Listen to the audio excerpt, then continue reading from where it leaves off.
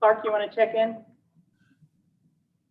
Go ahead. Hello. Can everybody hear me? Anybody hear me? Okay, we can't hear you. No, am I muted? No? Clark, you want to check in? Test, test, test. Mike, we can hear you. I apologize, but there's going to be a delay. No, I'm muted. No? There's Test, test, test.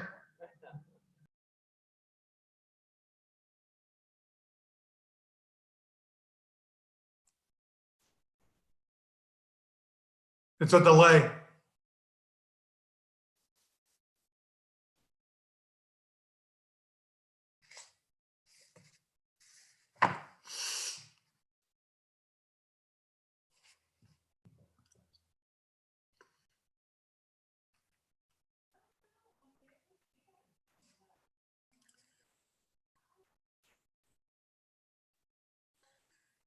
Leanne, you're muted.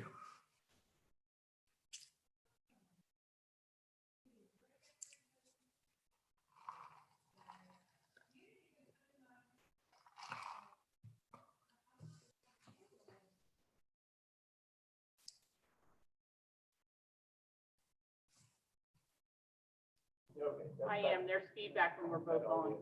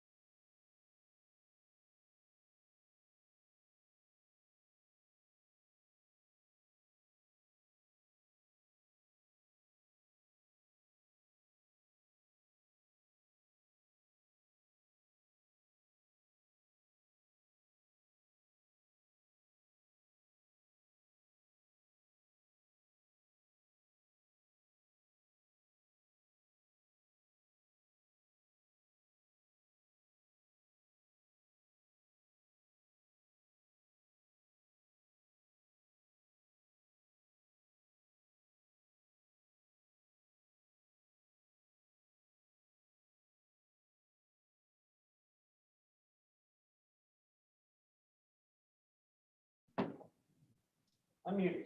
All right.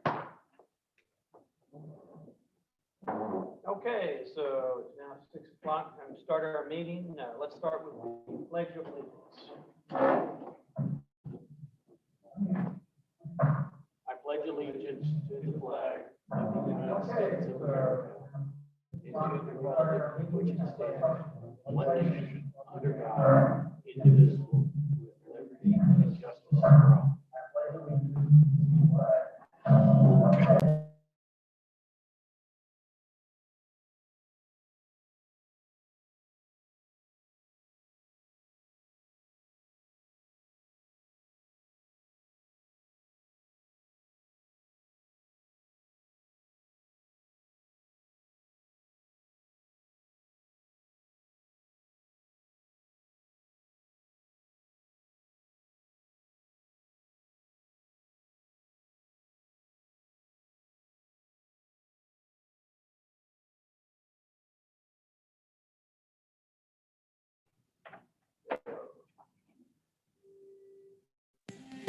Hang on real quick. Let's see if.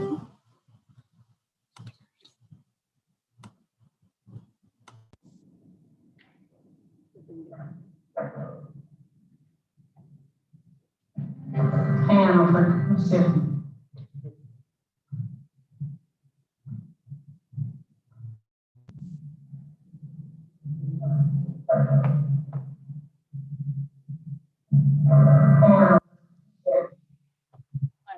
Let me undo this HDMI. We won't be able to see him. Let me undo that. I think that's gonna. He can hear us. We can't do that. I can hear Kathy.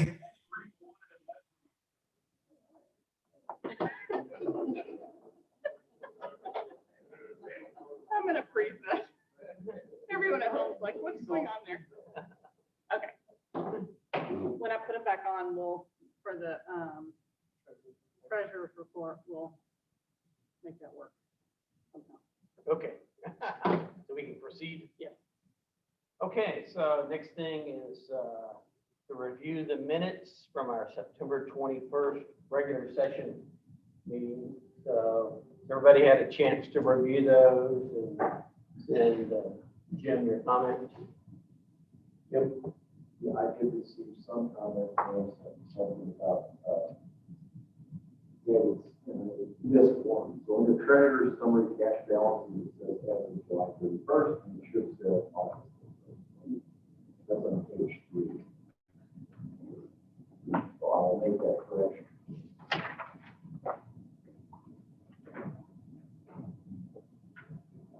Anything else?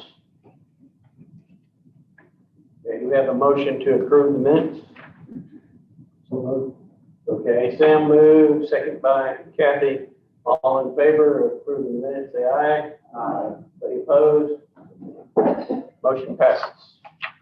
Thank you. All right, so now is the time for the financial update, and Clark. Okay, I'm gonna mute us and put you on Clark, and you just tell me when to move forward, but it may be.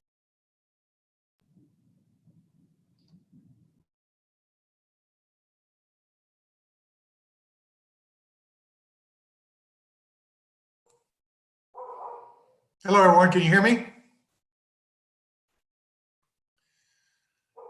Hello?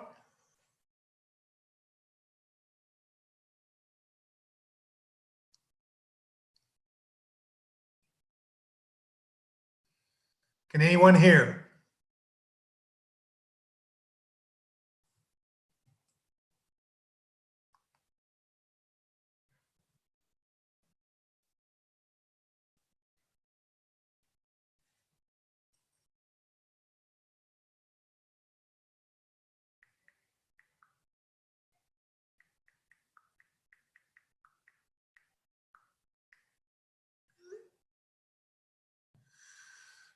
Can anyone hear what I'm saying?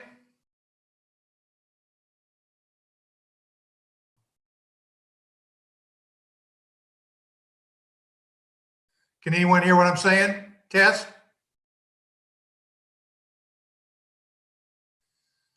Test, test. Can anybody hear me?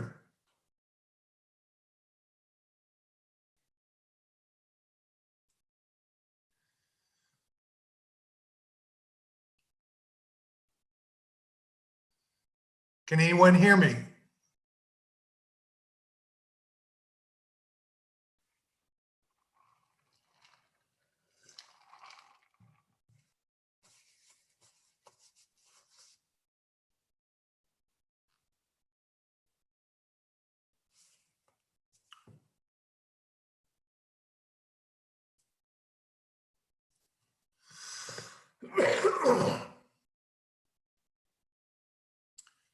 Test, test.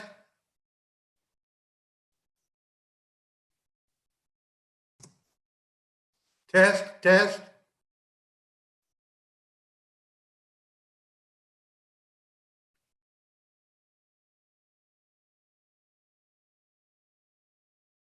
Test. Hello?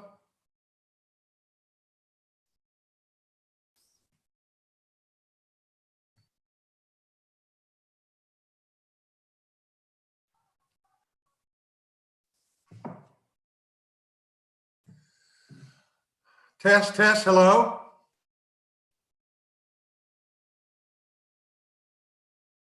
Try again.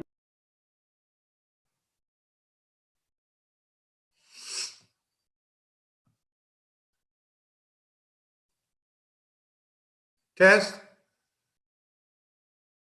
Can anyone hear me?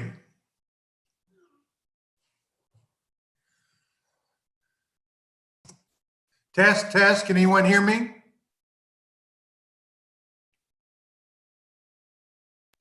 Try again. Can anyone hear me? Hello? Test, test.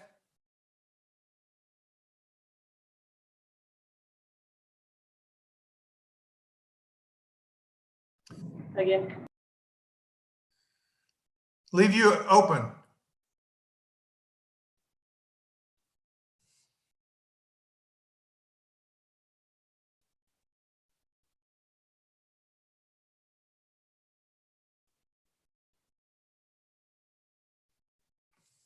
Test, test.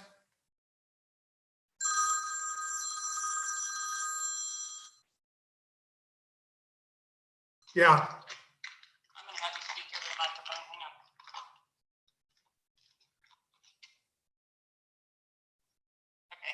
on. Okay, okay. just one second. All right.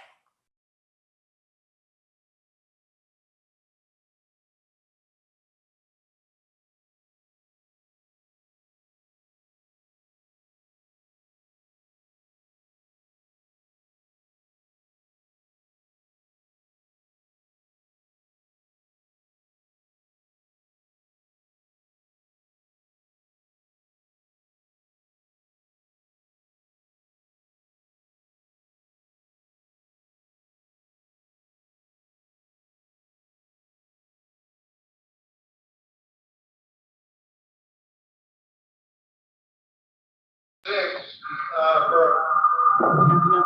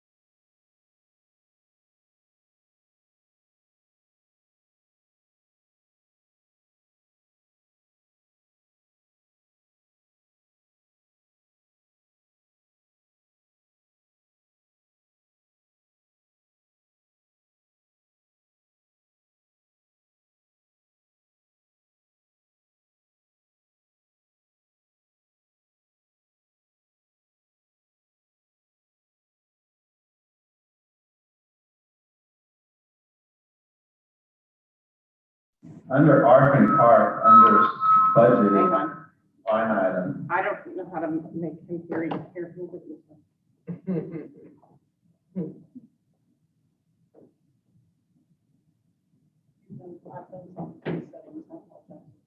hey, Clark. Under ARC and CARC, under the September budget, it shows 0 under the budget expenditures. Do we not budget that monthly? So it shows it. Yeah, it's budgeted monthly. I'm not exactly sure why there's 0 there. Okay. I will check it out. There is a market part there. Well, I don't think car would be probably a 0, but car, under car, it would. Okay. So there generally is. Okay, I'm not sure. Did everybody hear that? Okay. And then, normally, maybe this will be for Brian just to check into next time, but normally we get a cash balance update report. Last month we had one, I didn't see one this month. So, Brian, I mean, it's really directed to Brian, can we make sure we get that in our report next time too? Cash balance on a certain day. Yeah, I'll show you the report later. Yeah, I know And, it's. and then finally, we did have, there's miscellaneous income, which it also is a rather large, $10,000 against the 7,000 budget, so a $3,000 gain. It seems maybe we should have a better breakout for miscellaneous, so I would need to dig it. All right.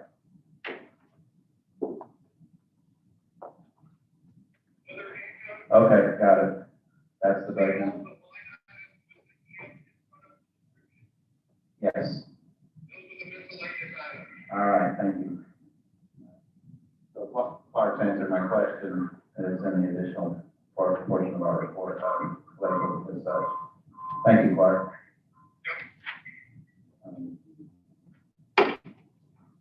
All right, thanks. Anyone come back? All right. Any further questions? Financial report? Okay.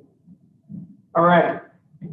So let's move on to COVID-19 committee. Kathy, can you give us an update on what's going on?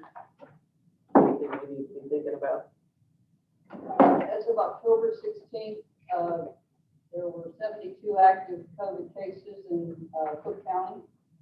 Total cases today are 578. Gainesville right now has got 23 active cases, Callisburg 1, Lindsay 2, Munster 9. Unincorporated, which is outside the city limits, is at 37, and that's where Kiowa resides. And right now we have 6. And just remember that a lot of our weekenders don't get counted in Cook, they get counted in their county where they live full time. So I know people think there's more than 6, but that's truly what Ray Fletcher is telling me. Dallas County confirmed cases, almost 90,000. Tarrant County is 54,000. Collin at 16, almost 17,000. Denton County, 13,500. State of Texas is at 823,779. Fatalities is at 17,000. Cook County this week is going to have a drive-through regular COVID test Tuesday, Wednesday, and Thursday because cases are up. And so they wanted to make that available to all Cook County. They've asked the Lake Iowa search team to help move traffic. And I posted the GA 32, which came into effect from Governor Abbott, I believe it was October 7th. And this one talks about the bars, it talks about nursing homes, where he made some changes over the September GA 3130. But nothing that would affect our seating capacity, any of our. None of that facilities. changed. The pavilion had been at 75 and stays at 75. We did have confusion, and I noticed it at several of the activities. somebody thought they could go to 6 chairs per table, and that wasn't true, because you can't get 6 feet of separation. At 4 chairs, we're not at 6 feet, but we're a whole lot better off. And we know there were some different get-togethers where people were maybe a little bit lax, and I think maybe we're seeing a little bit of a spread. So Sam and I talked about it, and maybe we need to put out some reminders again how important the masks are, and whether you're inside or out, and just try to remember to keep that 6 feet separation. And that's it from COVID. Anybody got any questions? I got one. If a person checks positive, okay, out here, what's, as far as the state requirements or the county or whatever, is, that person supposed to quarantine themselves? Absolutely. So they should not be out and about. No, and Ray, I didn't realize it till today, Ray is calling all of these people who have tested positive while it's still active. And he's just checking, you know, do you need someone to get you groceries? Do you need someone to get, because you are supposed to stay in your house, not go drive your golf cart, not go for a walk. You have to be indoors, and if you get out, you know, please wear a mask. Maybe a reminder, we should put something, I'll work with Leanne and we'll get something out again, just to kind of remind them of the basic rules, and see if we can kind of help get them back on track again. And Ray said the same thing. People are just tired of it. They want to be with other people, and they're just not keeping up their guard. So we should remind them. Any other questions? I've got one thing on the recycle program. Okay. We're in our, we'll have our 3rd pickup this Friday. They do it every other Friday. I haven't heard anything but positive. So if anybody's hearing other negative things, let me know. But I think we may not need our committee anymore unless you want me to try to grow it. It's a private enterprise. Yeah. And are they still running an ad in the communique? I don't think so. Okay. But they want business, they need Yeah. a good place to do And it. I can mention that to them. I gave them Pete as a contact when they started, so I'll give them back that information again if they want to add. Good. Okay, thank you. All right, next we're on item 7, committee updates. Discussing possible action on member charter changes for all committees and formation of any new committees. Let's see, I've got one somewhere in here. Too many papers. All right, from Jim Marcus on the Lake Management Committee, he says that Dan Bush has resigned from the committee. So that's the one change I was notified of. Jim, you got a change? Yeah, I had, I guess, a very similar change. Dan Bush resigned from the Architectural Control Committee at the effective the end of this month. And I just got that over the weekend. Okay. See. Steve? Lyman, Cameron, and North, Bill Blaine, and North, and then Heffernan, and Dodd. Bill. You know, I kind of heard through the grapevine he changed his mind. Have you talked to him lately? I have emailed him and he told me things, but he told me, and I tried to talk him into staying, and he told me, nope, Okay, all right. he wants back on, I can add him to it. So it's a good person to have. And in Keckle, right? Yeah. Anybody else? Okay, so with those, I guess that's 4 changes now. We need a motion to approve those changes. Steve makes a motion, second by Jerry. Further discussion? None, all in favor of approving those changes, say aye. Aye. Any opposed? Okay, thank you. All right, bylaws committee, Corky Cahoon. We have a handout in our packet. You'll be able to have the PowerPoint. Oh, right. Got the PowerPoint? on Is this that the one? one you gave me? Or is that a different one?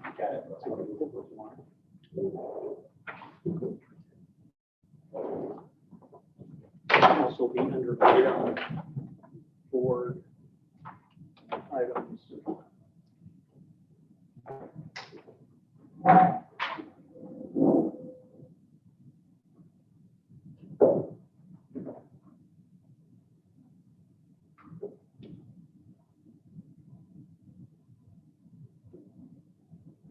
There. Yeah.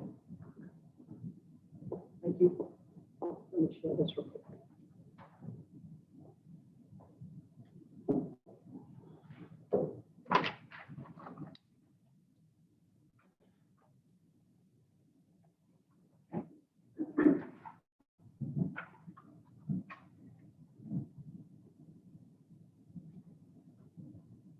Is this it? No, it's a PowerPoint, not a Word.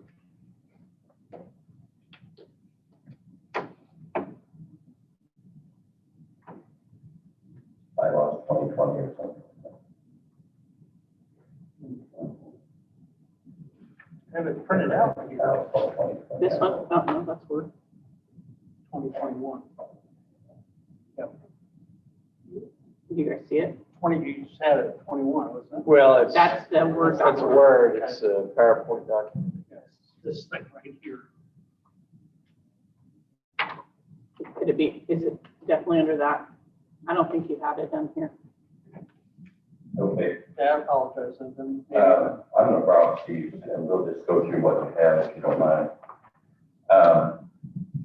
Last month I briefed y'all on what or some options you had for the changes for the 2021 bylaws.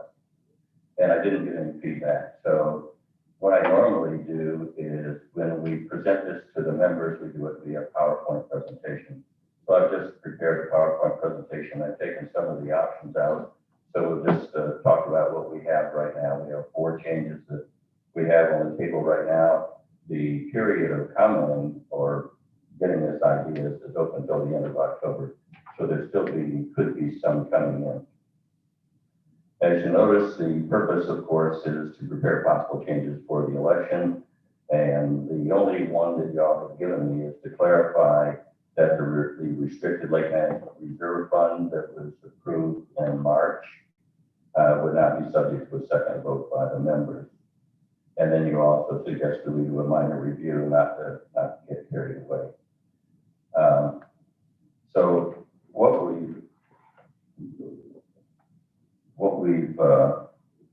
we've done, thank you. What we've done here is, I'm going to skip that next slide because you all know about it. So we're going to talk about the first proposed change is the one that y'all had suggested we do, and that's 703Q. And this is a touchy one. And so what I want to tell you is in order that we properly are transparent in what we're trying to do, 3 of these 4 changes are all impacted by what we're doing here.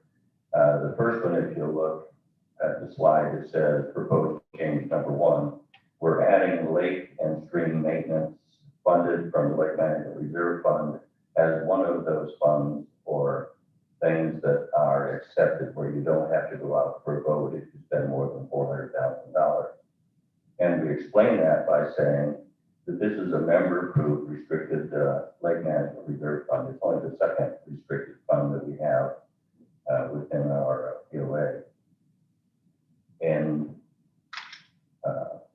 this change eliminates the redundant member vote to spend funds that the members just approved to put into existence. So it would be redundant. We couldn't put that in the original one because we didn't have the 703Q restriction when they voted on the Lake Management Reserve Fund. So if we would have known that ahead of time, then we would have written the reserve fund up differently. But since they were approved at the same time, implemented on a different time, and now we feel it best to make sure that there's no misunderstanding when we get 450,000 or 500,000, that fund want to go out for a contract. If we can put it in there now, explain it to the members, then we'll be much better off. I want to discuss all three of these changes together, then I'll open it up for comment. If you'll go to proposed change number 2, you'll see that we're suggesting that we put this committee's oversight under the Ways and Means Committee. Now, there's a good reason for that. Before, we only had one restricted fund, and that was the ARP. And we set up a neutral committee, the Ways and Means Committee, led by, if you would, a civilian, not part of the board. And they did oversight over that committee. They have spreadsheets, they meet.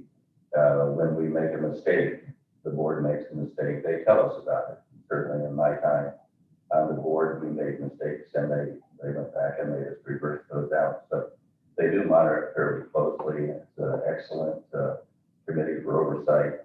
And I think it would give the members some feeling of not, a better feeling if we're going to add an exception to lake management that has an oversight committee. So what we're saying basically is the Lake Management Reserve Fund would be on the oversight committee just like the ARP is. And then if we'll go to change number 3, and now you might have another handout as well that explains this in more detail. But what we're attempting to do is last year, if you remember, we had the board approved some reserve funds, and we had to meet with the board a couple of times and basically say, hey, the board can't fund a reserve fund without a member vote. And y'all had about 4 reserve funds that you had created and funded. And so you wondered why they kept coming on and off the operating statement. And we ended up putting them under the CAR. And the reason is because they were in violation of bylaw 1601, that basically says the board has the authority to establish a reserve fund, but if they're going to fund them, it must come from a member vote, from member assessments anyway. Now, what we're saying here is there are 2 types of reserve funds, and we had to explain this, I think, to the last 2 boards, so I thought we might as well just put this in the bylaws so it's clear. There are 2 types of reserve funds. There are restricted reserve funds. Before we only had one, it was the ARP, and now we have 2 with the Lake Management Reserve Fund. And those funds are restricted for a specific purpose, a very narrow purpose. One, to replace assets as they depreciate out, and now the lake management just for the maintenance of lakes and streams. We can't go out and build a fitness center or improve a park somewhere with the Lake Management Reserve Fund. It is very restricted only to the maintenance of the lake and streams on Lake Kiowa. And then we would show restricted funds. We describe them, as you'll see in there, funds that are not part of the regular annual maintenance assessment. They're separate. They're specific funds restricted to and used only for their stated purpose, the ARP and the Lake Management Reserve Fund. The board can't borrow the money and put it someplace else. It can't take it and use it for someplace else. They are very, very restricted. On the other hand, we do have discretionary reserve funds, and that's the CARF and the CDRF. The CARF was approved back in 2005 as a reserve fund for general purpose of basically it's part of the annual maintenance contract, part of our dues paying annual maintenance. Funds are taken out of that, they're put into reserve or open account just for the CARF subject. The other one we created back in about 2007 was called the CDRF, the Capital Development Reserve Fund, and that was funded initially by Fairway Bay when they came in and gave us 498,000 or something like that to buy the excess lots that we had. And then of course we got some back and sold them again. So that was good, but that source is basically dried up. However, the Capital Development Fund can create additional funds because they can go out for member assessments with a vote. But it general fund, it's just for future capital developments. So those are discretionary funds, and the board has the ability to play with those funds and move them around for various projects like we did on the pavilion. And they would be covered under 703Q, the $400,000 restriction. So just because it's been confusing in the past, hopefully if we write it out and explain it to our members properly, everything will work out well, and it will help the members understand what we're doing up front in the 703Q by adding Lake Management Reserve Fund. Okay, any comments or questions on those three proposals? Yes, Leanne. Clark said he has a question, and I don't know when this falls, but on page 28, 17.02, and maybe later. I'm sorry, what did you say? Do you have a page 28? Yeah, Okay, Oh, tell okay. me when you get to that one, because we do have a question. Okay. All right, if no one has any comments on the three proposals to clarify the 703Q, Clark does. Hi, Clark. Semper Fi, dude. All right. Yes. On the card, The bottom. on the card, Okay, on the card? yeah, what about the small amount of lake money we have there in PERF? The PERF, yeah, there is no such thing as the PERF as far as being member approved. That's just a subset of the card. So it's a discrete, well, it's not even a reserve fund. You may call it PERF, but it's not an approved reserve fund. That's not funded or approved by the people, by our members. Now, Rick, did we not talk about putting PERF in the February?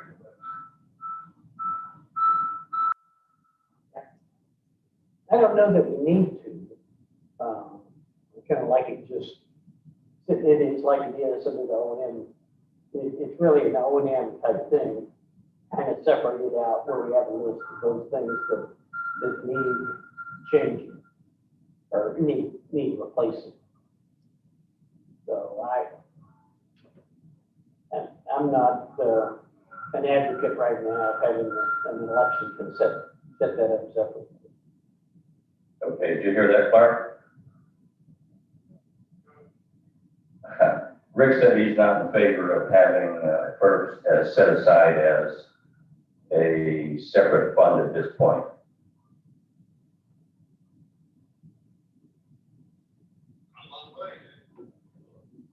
Okay, we can talk about that some other. Okay, thank you.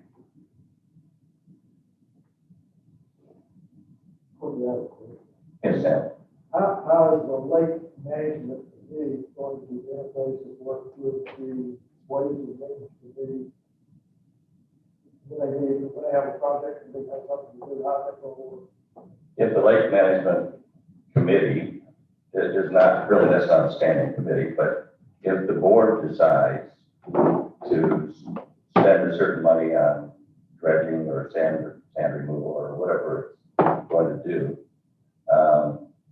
then the oversight committee would come into play and they would let us know if that's a proper expenditure, just like they do with our. It really basically to make sure that our outgo is staying relatively constant with our income. That's one of the, it's not only an oversight committee, but it also lets us know if we need to raise or lower that particular fund, if we have enough money coming in and going out and have enough for the future.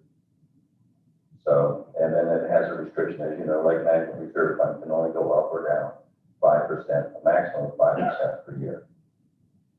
And just like our, that started out at 34, it's currently $39.75 or something. They keep us in check on that, and they do a great job doing that. Okay. Any other comments or questions on the 703Q3 proposal? Okay. One more, I mean, Yeah. maybe it's more directed to the board, but can you explain that the CDRF is really negligible funds in there now, I believe, because there are those lots that you described as a good thing a while back, and kind of all moved out. So, do we just do away with that fund? And You could, but you don't want to, in my opinion. Certainly, there are times, and we'll talk about that later tonight, about different ways of getting money into the CDRF. Put that off for a while if we can. If we sold the 52 acres, it would go in there, right? And that would be a big chunk. Yes. And there are other things as well. Okay, any other comments on that one? All right, the last proposed change we have is just a small change, but we are not signing checks without approval of the board. It's been $1,000 for, like, since 2008 or something. It's been a long, long time since that's been updated. And I was talking to Brent Reed because I wanted to make sure that he was in line with this, taking over the Ways and Means, taking over the Lake Magic Reserve Fund. And we talked about their level before a piece of equipment goes into the ARP is $1,500. And our restriction was still $1,000. So it's just an administrative change. If you like it, you know, we can do it. And that is increasing that check restriction without the approval of the board. We still have the dual signatures required, going from $1,000 to $1,500.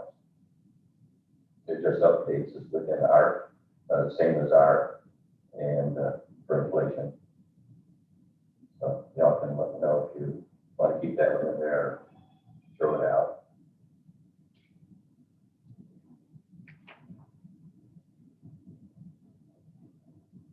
Okay, any comment on that one? If not, let me just go over real quickly that. Hi, Clark.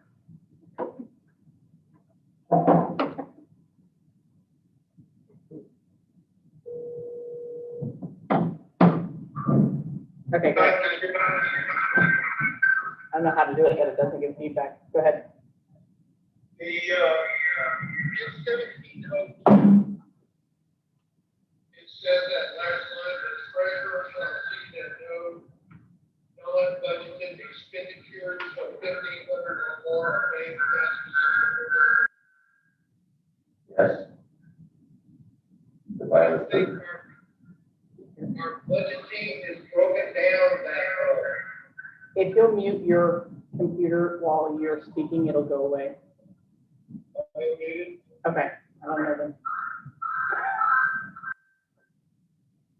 Did you hear that question? Ask me one more time. I know our budgeting is not detailed that well.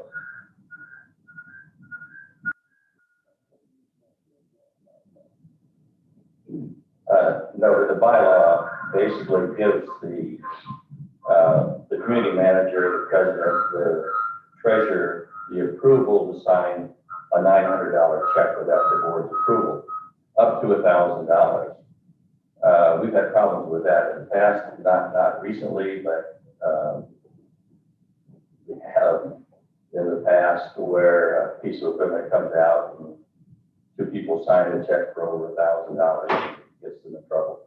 But anyway, we're just updating that to what the ARC is. It doesn't change anything. If the board wants to approve everything from $10 up, it doesn't make any difference to me. It was just suggested that we increase it. So if it's budgeted and it's 15,000, this doesn't apply. If it's non-budgeted, That's correct. non-budgeted item. Right. And what happened last time, there was some piece of golf course equipment that they wanted to buy, and it was like $2,700, and the president and someone else signed the check, and someone on the board called about it, and it got into a hullabaloo. So, you know, it's been there for a long time, and I think it's followed pretty well by the treasurers, et cetera. So if you don't want it, we don't have to have it. Just a suggestion. I think it's a good idea to go up. Go ahead. I don't have a problem with it, that's not the issue. The issue is our budget, our line item with much larger numbers. And if a singular item within that budget, I don't necessarily know that that is what that singular item is inside the general budget. If you will look at the previous pages that you just went through in the financial report, you'll see line items that are for the quarter are much greater than $1,500. I don't know everything that's in there.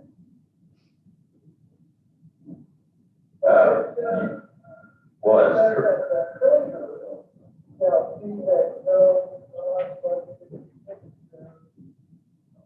is made without the 54 approval. I'm not sure I can do that. what do you do now, Mark? You have a limit of $1,000 without it being a budgeted approved item by the board. And I'll go through it very carefully when I come back. I've lost his point, so. Yeah, wait, he's talking about budgeted, we're talking about non-budgeted, yeah.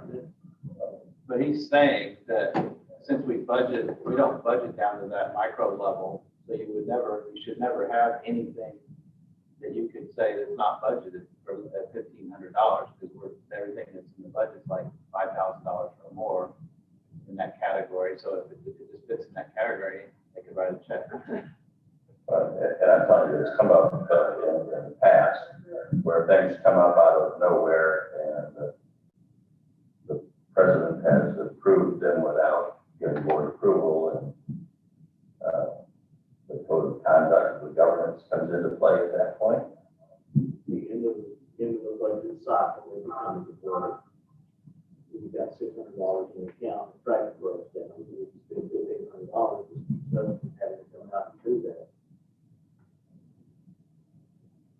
So, yeah, I'm not trying to talk about the budget, I'm just talking about check signatures and having to get board approval over $1,500. Right now it's $1,000. On the non-budget. Non-budgeted. Say again. Yeah. Something comes up, it happens.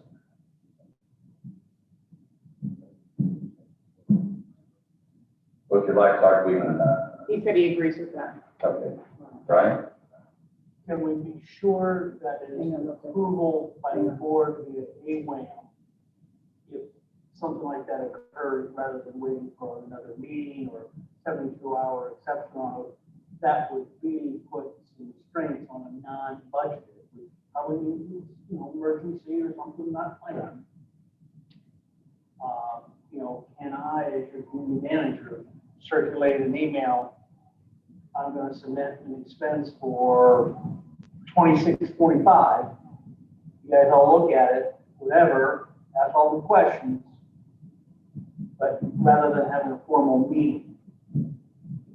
I would like support on that. If you need to digest that for 30 days, that's fine as well, but there needs to be some business protocol on how these things are handled. And things that come up to me, I've done firsthand, things like that ice machine there. Yes.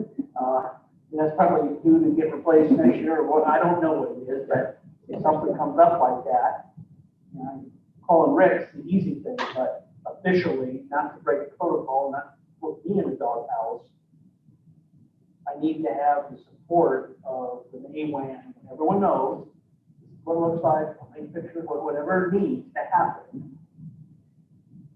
But this cannot be extrapolated 30, 60-day deal over $1,500 on a $5 million budget. That would not be my recommendation to my board. Yeah, I think that would go back to what we have in there on board meetings and conducting business outside of board meetings. Probably not in this sense, but I understand what you're saying. This is already in the bylaws at 1,000. Yeah. So it's really just giving you more leeway to allow for the changing times. It's, you can go back to the word unbudgeted, that's the key. Yeah, that's the real key, it could be something none of us on the table contemplated and. Yeah, I think, in general, if we have something like that, if there's any pushback at all, they want a discussion, then we hold an emergency meeting. But via Zoom, something like that. We have another question or another statement from him. Go ahead. From Clark? So it's just all about budget items. I'm with you, you're not detailing it up there.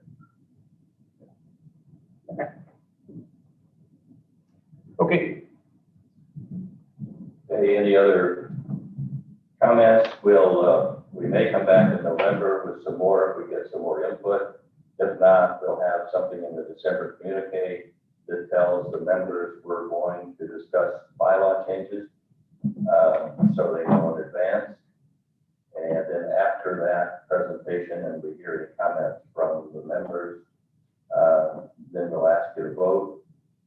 January, we'll list all the bylaw changes and their descriptions, the January communique, and the February vote. If we need to, we'll have a town hall meeting in January if we need to, but there's only 4, they're pretty simple. The only one that we might get some bite out of would be the 703Q. And then there were 170 plus people who signed a petition to get that, put in the bylaws. So, and I see on the next page, go to electronic voting, you don't believe you believe that's an administrative change. Which one are you talking about? The electronic voting, 6.01, 6.03. Yeah, we have, Kathy's still doing the electronic, the changes for electronic voting. Les is involved with that, and he will give us a reading if those are all administrative changes or not. Jim and Gerald Smith are also looking at board meetings and committee meetings, etc. We've not seen that yet, so we don't know if the board is going to approve these changes, but if they do, we don't have them yet. So, and we hope that there'll be administrative changes. Have you had a chance to look at those, Wes? I have. Okay. And most of them do look like administrative. The one I'm worried about is doing away with the committee. Okay. But I'll get more info to you. All right. So those are still in the working thing.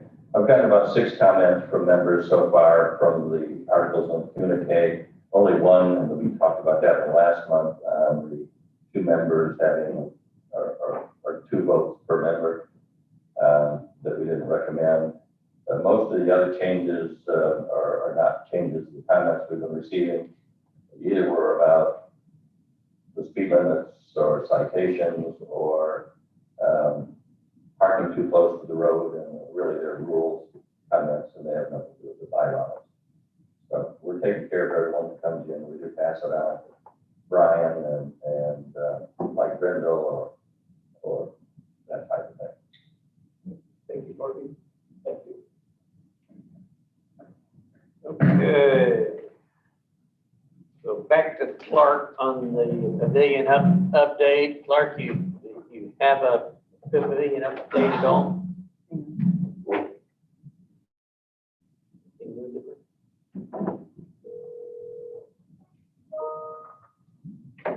Okay. Go ahead. Right here, okay? Yeah. The 4 items, we have 4 open items. The bass are working now. 2 of the bass had to order new motherboards for them. You might notice that. The gutter repair, they had the blockers put in.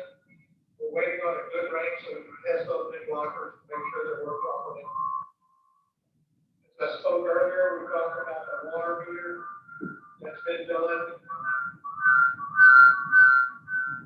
The other thing is the settlement on the floor, we've done that also. A couple of places in the floor that need to be repaired, I have not been up there to see them.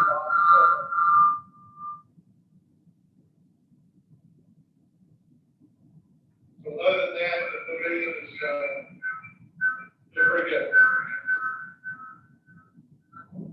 In demand, right? Thank you. Any questions on the pavilion?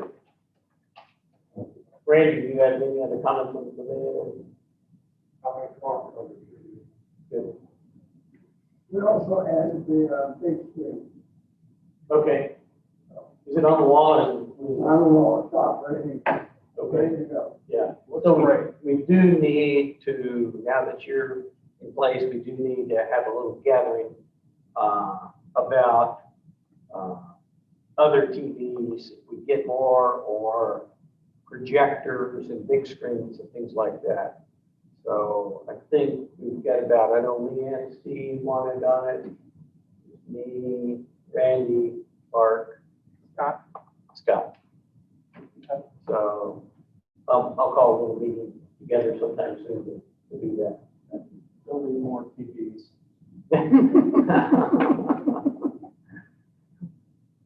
Yeah, if we just had them on all the time, that thing would be full. We could sell stuff out there. Okay, Randy Romines, Golf Committee. Okay, y'all remember last month, we talked about the lack of seeing a marshal a couple of weeks, and somehow Brown felt like the hours weren't with the new budget cycle. Somehow it got mixed up with 6 months in a year, not having enough funds to keep a marshal employed to the end of the winter time. So went and talked, and he wants to keep the marshal at least 20 hours a week for during October and November, which is with the play we get on the golf course now, couldn't get a tee time the other night after the tournament was over. And I think that he suggested if he could have $2,000 in the fund, that he'd have enough that he could take care of making sure the marshals were on the golf course. So we need to, I'd make a motion, we amend the budget to give him $2,000 to finish out this budget cycle to make sure that the marshal's on the course. Yes, Jim.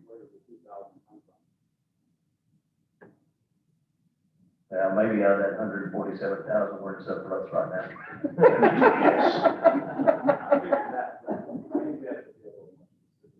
Well, that's not up my alley of what codes and stuff are coming out of budget. So I'm suggesting to the board that Brian take care of getting it in the right spots. Let me add to that, it would be in a related area of salary and wages across the board, so we don't have an additional footnote on the audit 6 months from now for this. So it would be my recommendation, and I don't quote me on this, but it would be coming out of salary and wages within the organization, magnitude 2,000, whatever it needs to be. But within that, it's not going to be equipment repair, because we didn't break something. It would be a lifetime. You've got a lot of openings, so you're running pretty good right now. Which is a good thing and a bad thing. Right. Right.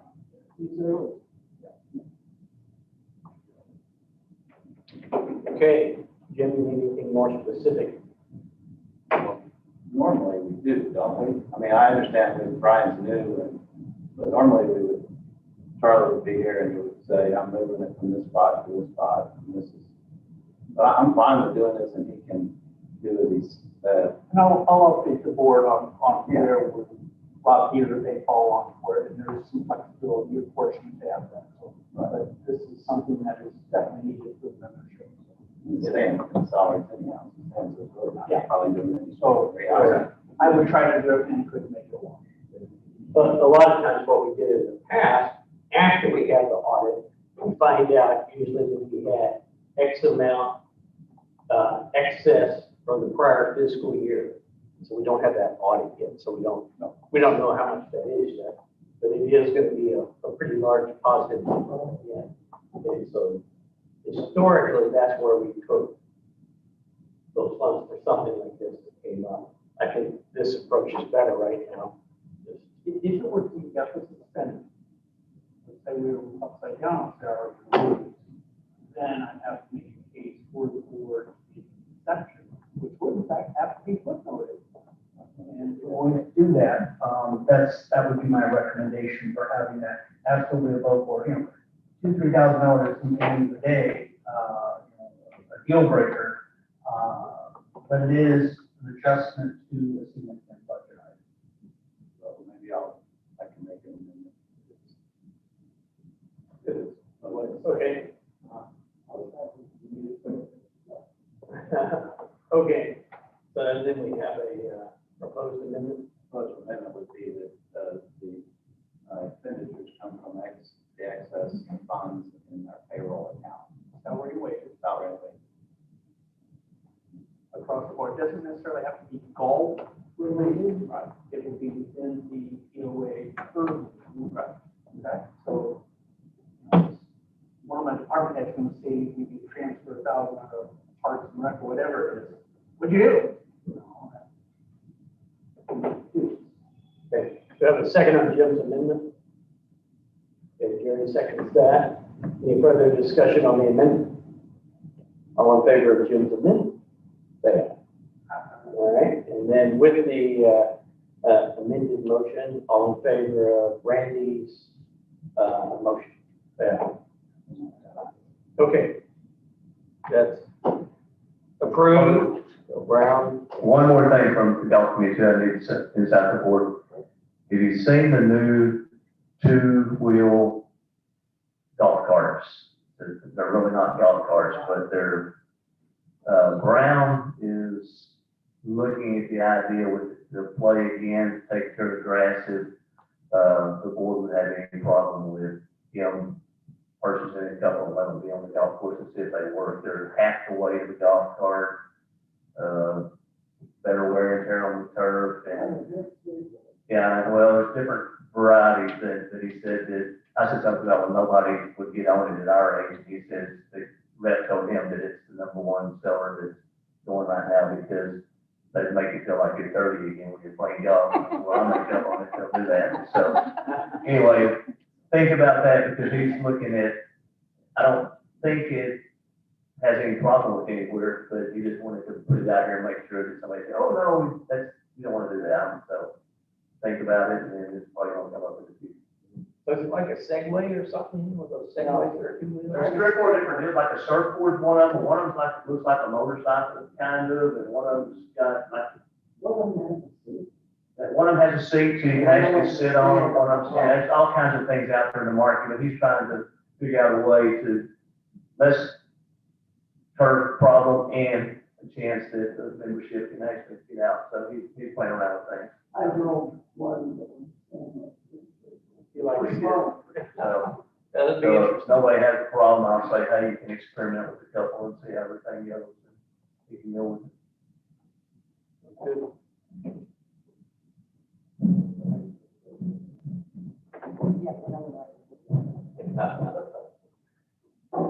Okay, item 7E, lodge and tavern. Steve, update on pavilion use and facility reservation procedures. All right, Take so possible what I action. gave you is number 6 generation, and there's a number 7, which I should have given you. So that one is not right. This one's not right? No, the one I sent to you, the latest one I sent to you was the correct one. It's same thing. No. Yeah. Oh, yeah. 924. Okay. I've got so many of these things that I copied the wrong one. Oh, okay. So I apologize, but, and I don't know what we can do about it. Everybody got the revised one I sent. So that's what I'm proposing. I don't think we have to go through it all again like we did before. Unless, I have some questions. Okay. And I'll start at the top.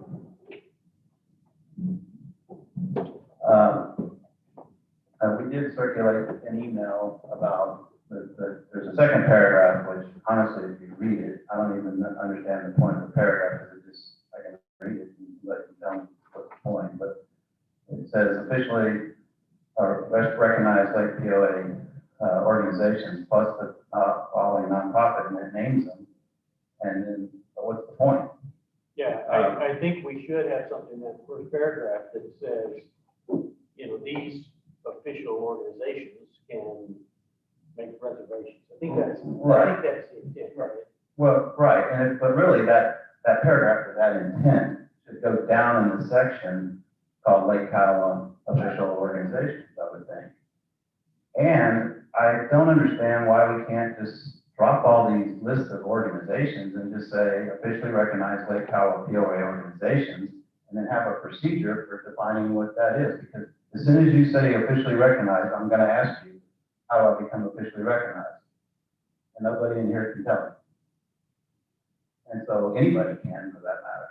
And so my fantasy football league now is officially recognized, unless you have some definition. So we need to just say that. And then we don't need to name these organizations that are here. And we've left out a lot of Lake Kiowa organizations because we're making assumptions that we know that they're official. Which ones are official? Which ones are not? So I think it's a valid point. So, go ahead. Yeah, I was going to suggest if you want to say it's official, list it, and put it in exhibit, and then change the exhibit as what's going to change. That's possible, or we could give, just what do we want that to be, like a process to just fill out an application with Brian and define the procedure, and he can maintain a file of all, or somebody in his staff, and it's just all we need is the name, the organization, the contact point, their willingness to pay, you know, those kinds of things. And so that's all we really need to do, and it leaves it open-ended, so we don't have to deal with this all the time. Because there's a lot more than those that are named there. And, that's not what it says, so. Okay, Kathy, do you have a comment on it? Today, if you have a bunco group that is not recognized as any one of these clubs, but they'll come and they'll want to use the assembly room. Well, now with the beautiful pavilions there, when the weather gets better, they're going to want to do that. Does the bunco group get to use it? They're members, aren't they? They're members, right? Yes. Then why list any of them? Everybody has one original. Yeah. So Well, it didn't have that originally either, though. I didn't have all these names, I did not. Someone suggested that. Well, no, what was there last time, it said Lake Kiowa organizations, and then members, and mixed the two for that section, and so you went to the government. So I mean, that's in the past. So that's one change that we need, or one point. And then, we're allowing 4-hour blocks for people to reserve it. But I've already experienced twice where the staff subjectively decides we can't allow you to come in a 4-hour block before. Okay, that's fine, it makes sense, you gotta set up, or 12 hours before. And they're just subjectively deciding that we can't do that because we can't set up. Well, then we need to set up procedures for the staff or something to say, what are the provisions for setup? And are we going to treat all organizations equally before or after on setup? And because that's already been a problem. It's always a setup. If you're having a wedding, you can't have a 4-hour block to set up and have the wedding. I agree. So, or if you're having a member, get together, it's all set up. You're not going to be able to play pickleball because the tables are all set up and it's ready to go. Those people who set that up are only there in the morning early, and maybe early in the day. They get here at 4 in the morning and start doing that kind of stuff. So it has to be done. So And having a big get together of that sort, that 4 hour deal doesn't. So why would we limit it to 4 hours? Why don't we give them, once it's set up, you can have a whole day? Or why don't we define some process that, because I know it doesn't take all day to set up or tear down or, so we need to think through that a little better. So, yes. But I think Steve's saying it's gonna change. You know, if it's bunko, you know, I agree. you move one table and 10 chairs, or whatever it is, or if it's away, it's a whole different thing. So there has to be some discretion on the staff's part in what they can do. Right? I think we can have the staff say what it takes to put up a wedding, what it takes to put down a wedding, what it takes to put up bunko, or what it takes, I mean, we can have different groupings of events and define how much time they should allot so that we can inform that, yeah, we've reserved that 4 hour block in the evening and we need a 4 hour setup block. So then, yes, you can have it in that morning and we can make better use of the lot. But you can't, because the setup has to happen in the morning first, so that's when the fuel comes in.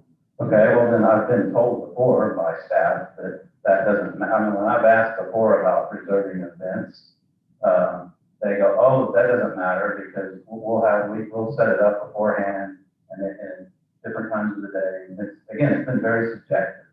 And I'm trying to make sure this does not leave a lot of subjectivity. I've learned a lot, and I know what setup it takes, and I've never. I'm not arguing with it, or how I've much never time heard it that I takes. can set it up anytime during the day, I'm sorry. Okay. Never. Okay.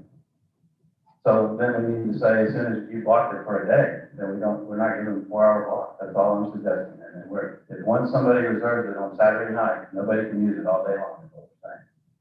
If they're having a wedding, yes. Okay. If your daughter's having a wedding, is that what you want? Is that, you got a 4 hour I'm just window? speaking, Jimmy. I mean, I'm just trying to make sense of it.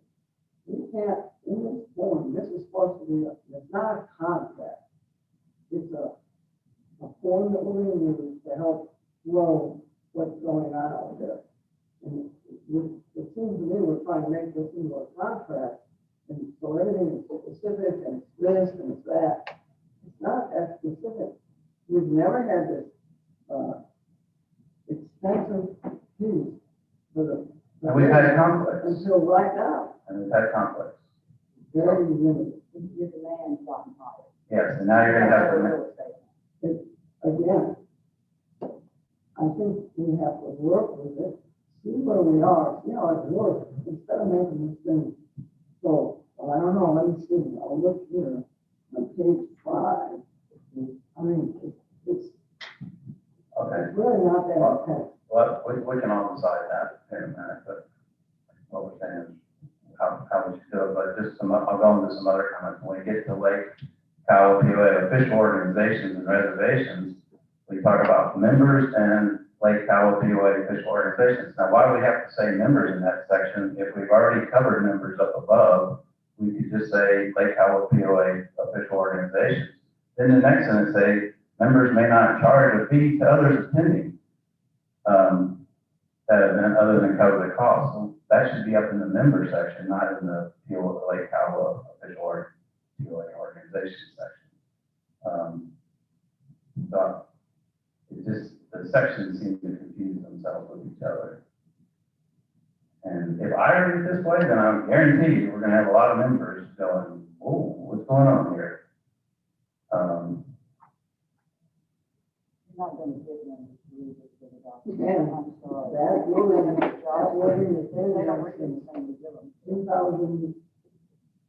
Well, I don't disagree with that. If I'm a member and you're telling me something that I want to understand how the reservation process works and I want to see the rules on it, then I'm going to ask to see what the rules are. So we can follow the process and make sure it's being followed properly. So they may not just go read it for, evening pleasure, but when they need to, they're going to read it.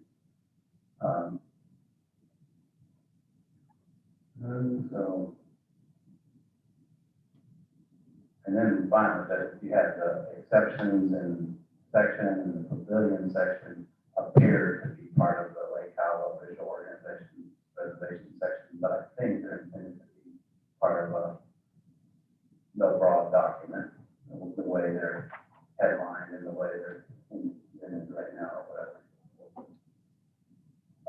then finally, and when you got to the, well, there's something in the liquor law section that's, it talks about, we never have liquor out in the pavilion, which unless something's changed, I think we do sometimes have liquor out in the pavilion when the lodge gets a special license to do that. So I think we have to contemplate that, explain that. It's a massive process that was done maybe once or twice. It is, we have to get it okay by the PABC. And it is not just something. But all we have to do is say that here, that that's an exception. And there are special exceptions to that, because it's the same thing. As soon as you say you're not having alcohol there, and then you're having alcohol there, somebody's gonna challenge it. We're not providing alcohol. The organization can provide their own, right? But they don't do. Each organization can, but Lake Tahoe POA sometimes gets a temporary permit to sell alcohol in the pavilion. So sometimes this organization that we are representing right here does sell alcohol out in the pavilion. So the wording there is not right. That's all I'm trying to say. Then finally, you get to room setup and you charge per hour. And so does that apply to everything? Every time we rent a room, we're going to charge, there's going to be an hourly charge. Is the way it is Exhibit A. It says room and catering fee worksheet.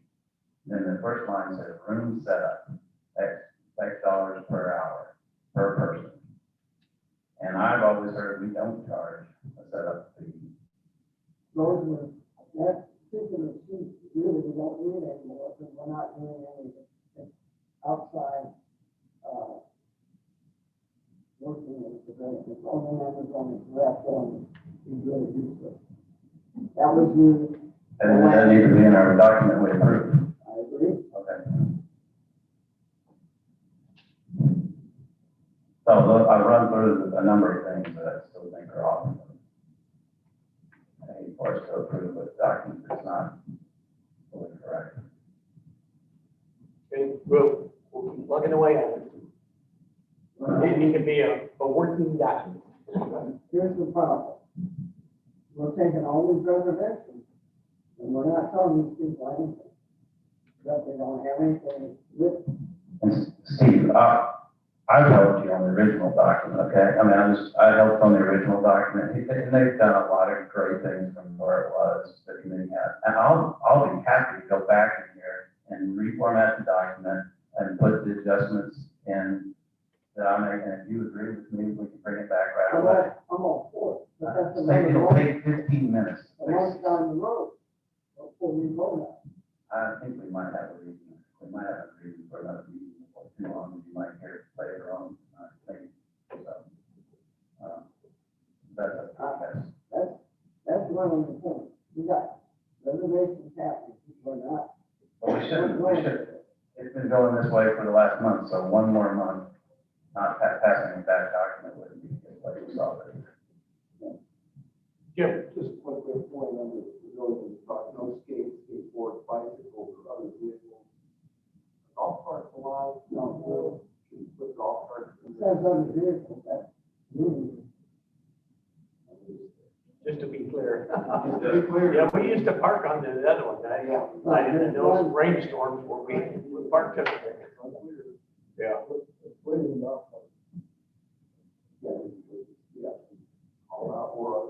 Yeah, that'd probably be a good addition.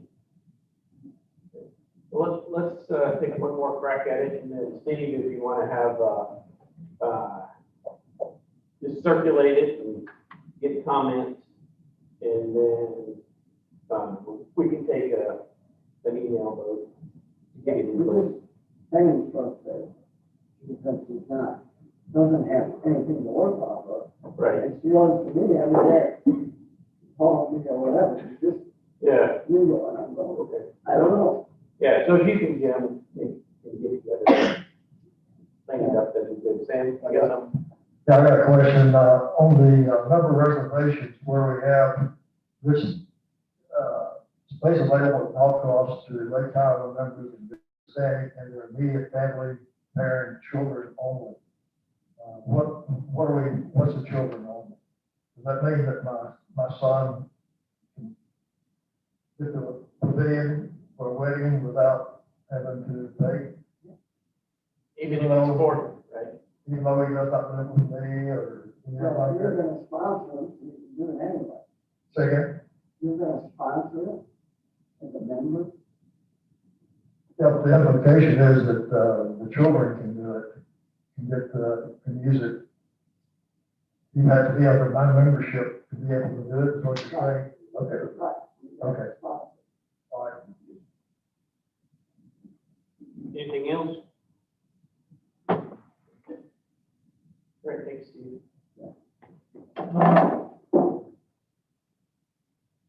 All right, community managers report. Brian. Is that a PowerPoint? Is that a PowerPoint? No.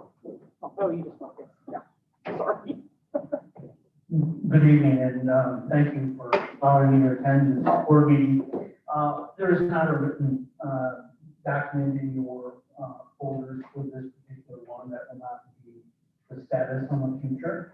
I have a few things I wanted to share with you. First of all, I've got to say that Charlie and I think Rick, to a significant degree, have done a remarkable job in outlining a transition document in which I've been following candidly on a daily basis. This document covers the minutia of passwords to the philosophical, what is the membership represented and what are their needs and how can we be sure that decisions are made in the best interest of the total membership, not necessarily the local minority or what have you. And I applaud them for doing that. It's been very thorough. We're about 2/3 on that, and candidates been drinking out of a fire hose the first week or so around here. So that's part of it. And then that'll continue, and I will intend to have some one-on-ones with each of the board members in a social / business setting, would be my desire in the first 30, 60 days. And then I will present to the board at the next board meeting some observations, not initiatives, but observations, and then working in alignment with the board, prioritizing certain transactions, some HR things I think will need to be cleaned up, and some general things. But for the most part, this is a very solid organization from my perspective now that I've been able to get behind some of the numbers, look at the reserves, look at some of the things that are out there without, pause of, uh-oh, we've got this thing going on, or we're about to be sued or something like that.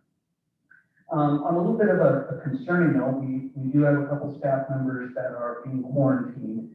One has been tested positive, another staff member's spouse was tested on Saturday. We are seeing a pretty quick trip, and this is Charlie's words, not mine, increase in activity of testing staff. I personally was tested on the 12th of September back in Nashville, and I'll be tested again this week. And I think that's just a part of a protocol, and we'll update and share set of results with the board as we go through with that. The other one, the transition, the testing,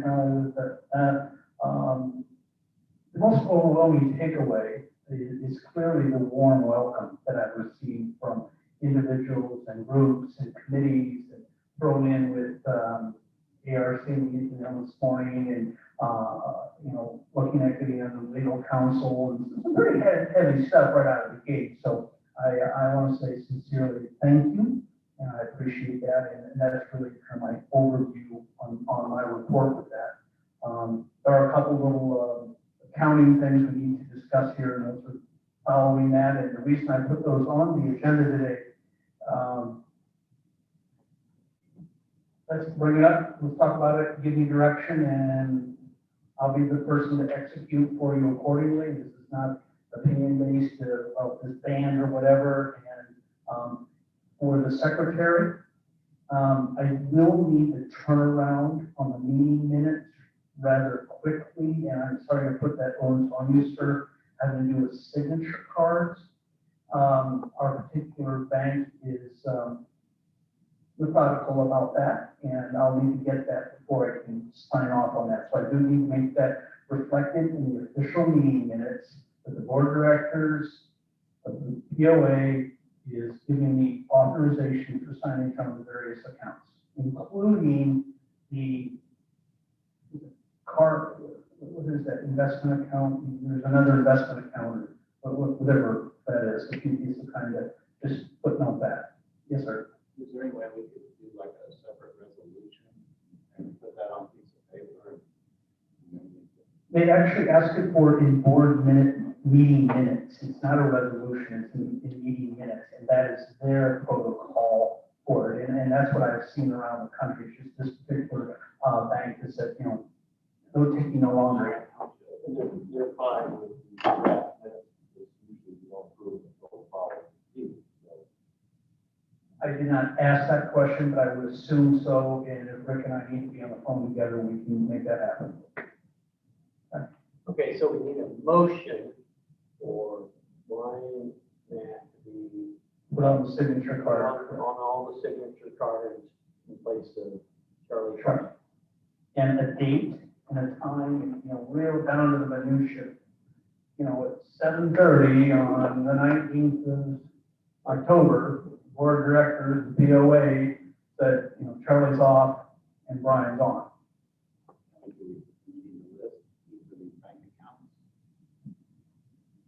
I will do that. No, Krista will take care of that. I just need the document that they can check the box and say, okay, the board approved him, this guy's not some made up guy coming in here and signing stuff. Thank you. Steve? Yeah, okay, well, I'll just make a motion that is, as of, October 20th, 8 a.m., we authorized Brian Matt to be the authorized signator on all the bank accounts that Charlie Foster previous had authority to sign. Second that. Okay. No, she's already on. She's already on. The board members are on. Any of them. The motion to remove them. Remove Charlie. Yeah, Good point. We need to have a motion to remove Charlie, okay. because otherwise they would say, why, malfeasance, but you could go down a rabbit hole there. So we'll do that one second. So all in favor, say aye. All opposed? Okay, so now I move that we remove Charlie Foster as beginning as 8 a.m. October 20th to remove Charlie Foster from Clark saying something. He's saying this. Okay. So I guess that was unanimous there. Okay, so I make that motion to remove Charlie. Sam seconded. Any other comments on that one? All in favor, say aye. Clark said yes. Anybody opposed? Okay, so that motion also passes. So should have what you want to just get those out. Okay, so tell us about the band a little bit, where we are on that. Don't have the whole story. My understanding is that a band was selected for a celebration for the community, you're right, I'm sorry. That a band was selected by the community for a celebration for the pavilion. And that's obviously been tabled to what we are all aware of. A new date has been set, and that's why I put it on the agenda, because I certainly want no ownership of selecting a positive or a negative date. This is going to be something that comes from the membership and is very organic, that, hey, this would be a great date to have it. The contract for it was magnitude 12,000 and change. Half of it has been paid to the vendor, and the remaining balance would be paid as they get closer to the date. Initially, the understanding was that they would extend it to May of 21, which would have been, my understanding, approximately 1 year extension. And now the extension is longer, so it warrants another contract. The contract has some time sensitivity to it. Leanne brought it to me to sign. Of course, I wouldn't sign until I brought it to the board on this, because there's some give and take on what's the whole story on it, and there seemed to be some sensitivity to this. I would very much like to have the either support or the take a different course from the board regarding this particular milestone / celebration. My understanding is it will be well received. It won't be an event where all 1,400 people participate, but the anticipation would be that this event would be really significant in the magnitude of 500 and change, or you guys know how many people show up, that it would be a grand sort of thing where you remember, say, hey, I remember when I went to that. So that's all good. Don't know all the backstory. I've gotten shirt for the year by a couple of people about it. But I want to make sure it's on the board meeting minutes that tonight it was approved that we're moving forward with it, and the balance of the amount will be paid by a third party. What? Friends of Lake Iowa. Friends or Prince? Friends of Lake Iowa would be subsidizing the remaining balance. So the POA is not on a financial obligation. However, the current contract is written towards the POA and not towards any friends of whoever. So you have the option to walk away and eat this $6,200 or $6,500 that's already been stroked a check for, and say, we're not going to do this, screw it. That is your option. Or we'll move forward with this, and we're going to need to get this other group to commit. And my understanding is they're all nodding their head, and everyone's feeling good, and everyone knows everyone and all that. But contractually, we don't have an agreement that they will fund that. So I don't see that as a roadblock. But we need to move on this. And as I said, I will never put a gun to a board of directors head and say, we have to do this. You have options. You have options. And I think it's sure important. You know the backstory better than I. I'm just a messenger in this case. Is there a possibility it won't be September 5th? It will be a different date? Yes. And I think the verbiage in the new contract needs to address that. I think we need to have as much flexibility as possible, as well as making sure that there's a cap on this. Well, you went to 18 months, so there's an accelerating clause of another 10%, bump on it, things like that. My understanding from Leanne and the principals involved in it, there's not an adversarial relationship. It's very positive. So let's keep it positive. Let's keep it professional. View them as a partner rather than a vendor. When you look at them as a partner, that's a little different, because maybe we'll have transactions in the future. But that's why I put it on the agenda, and I may have been a little bit forward in doing so, but considering the amount of drawing that I got in 6 days, it was a great time. Yeah, I like the idea of getting both Friends of Lake Iowa to sign up a one-pager or something that they are. They'll be committed. Right. And then there was a few other things, meals or something like that. Just clarify. Paying for the band. Right. And we're paying 16 Meals or something, that's pretty commonplace. We're paying for those as the POA, or if they are. Bands versus bands. Yeah. Clean that up. It's fans. Bands. Yeah. So, your comment, Jim? Yeah, why, I've asked a question before, I'll ask it here in public. What's, it's not adversarial, but why can't we do a contract amendment instead of writing a new contract? And that way, the original contract that was signed by the fire board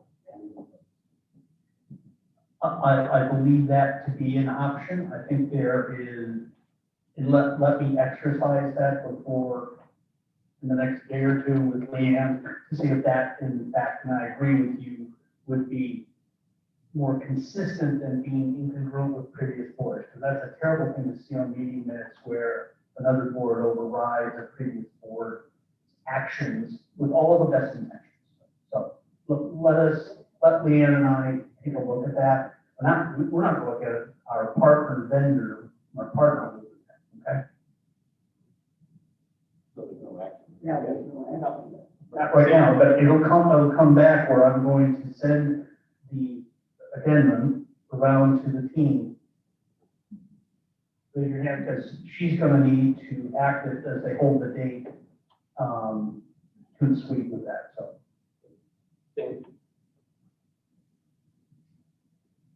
One of the problems I have in the past, I'm all for having a celebration opening of the pavilion.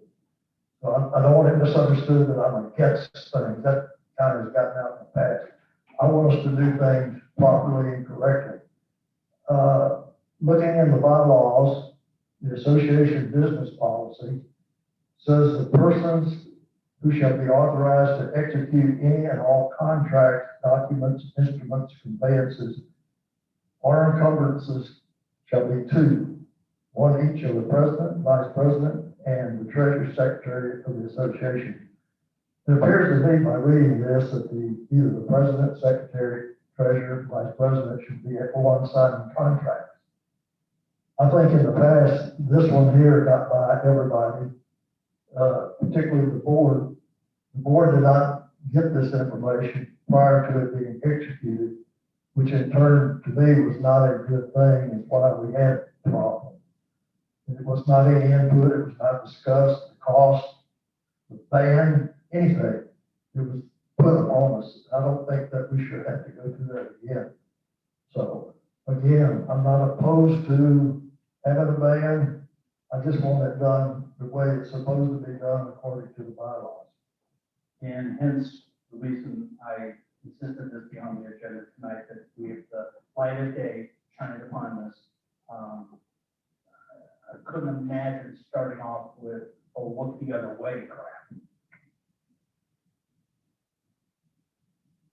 And, you know, the one that comes to mind is road contracts. Is that a contract when you hear a paving company?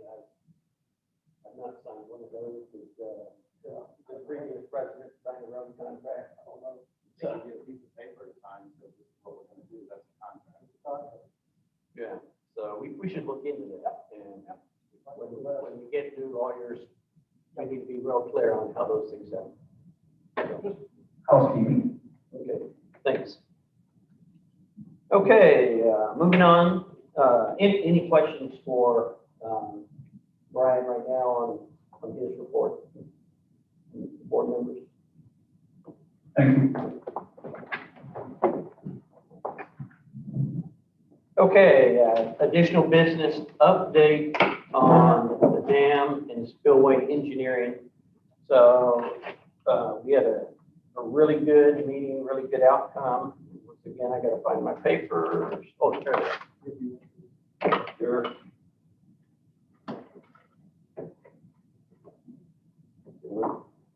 There we go. Okay, so, just, what even, last week, so it was, because Brian participated by Zoom, he wasn't here yet, but we met with our engineering team out of Austin. Some background, so in 2013, TCEQ changed the dam hazard classification on our dam from significant to high, not because of any structural thing with the dam. It had to do with people building homes downstream of the lake, of the dam. So with a higher hazard rating, the parameters, particularly for like the spillway, were subject to change. So we had this engineering firm study both the inflow and runoff from various rainstorms, which has changed because the last time they did that, man, it was like 20 years ago. See if you remember how long ago that was that they did those studies? 1990. 1990. So many things have changed since then. The technology for doing such studies has certainly changed dramatically in 30 years. So the good news is that they believe our current dam, with no changes to the spillway, may meet all the requirements of TCEQ. So, and then for sure, if we raise one portion of the dam, so if you're looking at the dam from, I guess below the dam, the left side where there's not a road, there's a low spot there. It's kind of hard to see, but it's like 1 foot lower than everything else. And so just raising that 1 foot, they believe would put us within all parameters of TCEQ. So it's kind of a chicken and egg thing.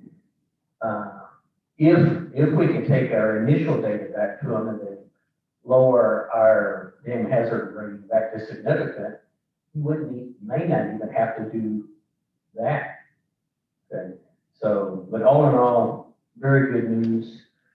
It would be significantly less costly just to raise that 1 foot section of the dam. They mentioned a number of 400,000 to 600,000 to raise the right side by 1 foot to 1.5 foot. So as you know, when we're talking about the spillway, the low number was 1.2 million. So any questions on that? Some months back, we had Charlie did a presentation on the inflow, and I think the next step in this process was they're going to do some study downstream. And is that what the result of this? Well, the inundation model, that's right. And so they are still looking at their maps downstream. And so even with no changes, it looks like some of the houses that might have, like the number is, I think, 3. There's more than 3 that would be inundated by more than 1 foot of water if the dam were to completely give way. If it's more than 3, that's the significant, the high rating instead of significant. So, and the old studies, it was borderline where it was more than 3. And so that's why I think it may actually go down once they complete that part of the study. So that engineering contract is still going. Right, they're still trying to, hone in on exactly which homes might be impacted. All good news. All right, also under additional business, we currently don't have a Veterans Day activity planned, and Clark had some ideas on that. Clark, do you still want to try to discuss that? If you want, Jeremy Jordan with the American Legion here can discuss that, if that's a possibility. Okay, we have Jeremy, what's your last? Jeremy Jordan. Jordan, with the American Legion. Clark, is that you want to let him handle it? He said yes. Okay.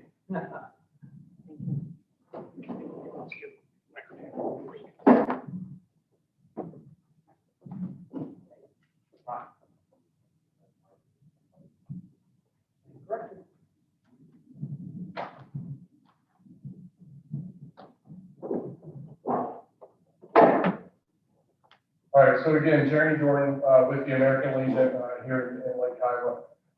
A couple of the options that Clark and I had discussed. One of the proposals, whether we did this indoors or outdoors at the pavilion, was a potential come and go type of event, not a formal dinner. This would help with the COVID protocols and restrictions with some of the capacity restrictions that we have. We would do snacks and light snacks and appetizers. The fancy name for that is, thank you. I can't, I'm not gonna try to pronounce that and make a fool of myself. So Brian, thank you for that. So one of the things was doing that, one of the things that we would like to do, and especially with the American Legion being a veterans organization here, is we want to do something here to honor veterans here in the community. We would propose, along with that, to do, conduct a ceremony. Ceremony would include some sort of flag presentation, honoring military veterans based on either era and or military service, a POW MIA ceremony to honor those that are not with us, and then a closing area, approximately somewhere around 30 minutes or so with that particular event. I understand that capacity here in the assembly room is limited to about 50 people or so, and with the pavilion, obviously, it's going to be in November, so we have to be cognizant of the weather at that time. But the capacity with the pavilion, what I understand, is 120 people. One of the things that was also mentioned is that we would, if available, to do a cash bar to allow the lodge to, earn some additional money for that particular program. So, if I did take any questions, comments. One of the things that we could do as well is a catered event, similar to like the Lake Iowa Angler Conservation Club and also the Kiwanis events that were done, just depending on, like I said, what we can feasibly do, obviously with the timeline and the opportunities that we have at this particular time. You mentioned cash bar and the lodge. You mean the American Legion Lodge? Well, so the American Legion meets here in this assembly room. So whenever we hold our meetings, what I'm saying is we did a cash bar. I'm sorry, I put the lodge cash bar at the pavilion. If that's something, but maybe there's a restriction with TABC unless we get something special there. So You did mean like kind of operating the bar. correct. Steve already pointed out. Understand. You're a celebration committee, right? So, what do you think?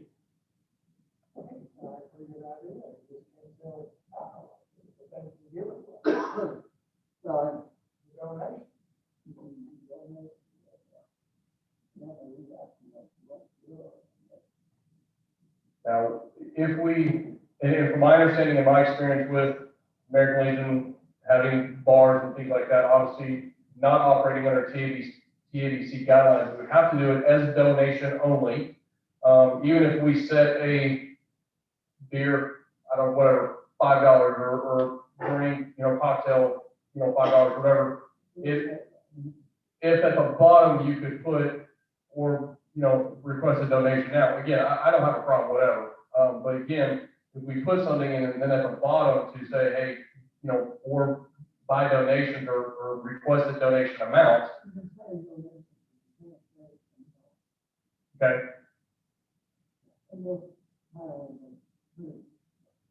Understood.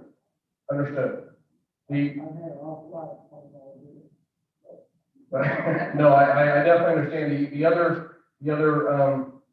prospect that we were looking at that, and again, it's something that we could, definitely, look at our members to look at is, having, and this is on us, but really to have, what particular, adult beverages that we wanted to have available, of course, again, obviously that's on us, but, again, something for that to decide because we all know the liquor store has a lot of different things.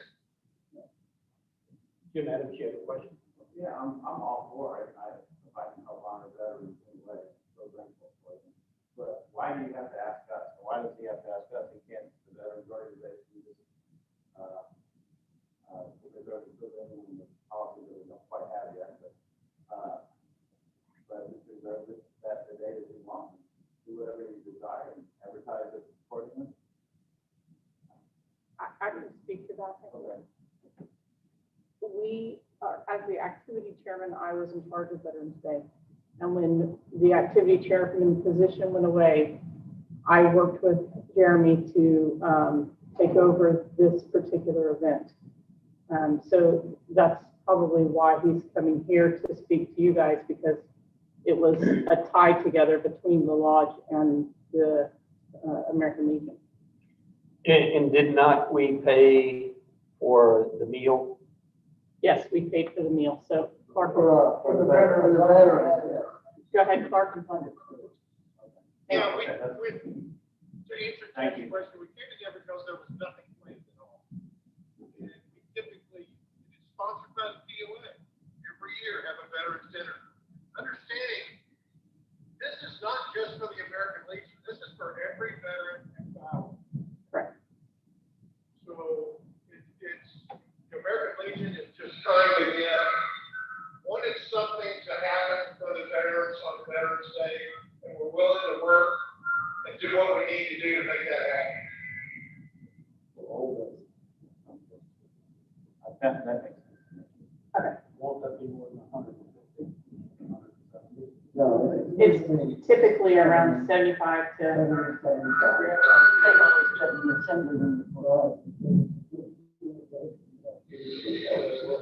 Anybody know if the pavilion's available on that date?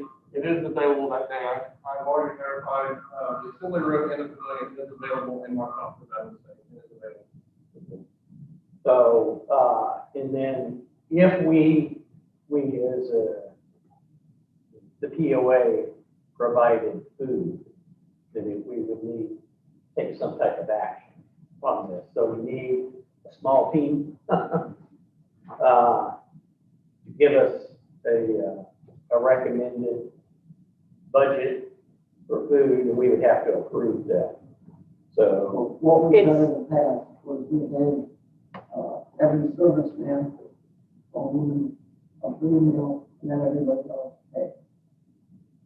So like the husband that was, the service person went and paid. And that's what we did. but if we're doing hors d'oeuvres, Yeah. I don't know how to do that. It's already budgeted in the activities for this year. Okay, so we have a budget. You getting idea how much? We have plenty to do it with It right now. was 3,000, you're right. I believe we have more than that, so we should be fine. So we could do hors d'oeuvres for 3,000. So the question is, what do we do about this, if they want drinks and stuff like that? Right? And that's on them, right? That's on them, that's all right. We We can't do that. Okay.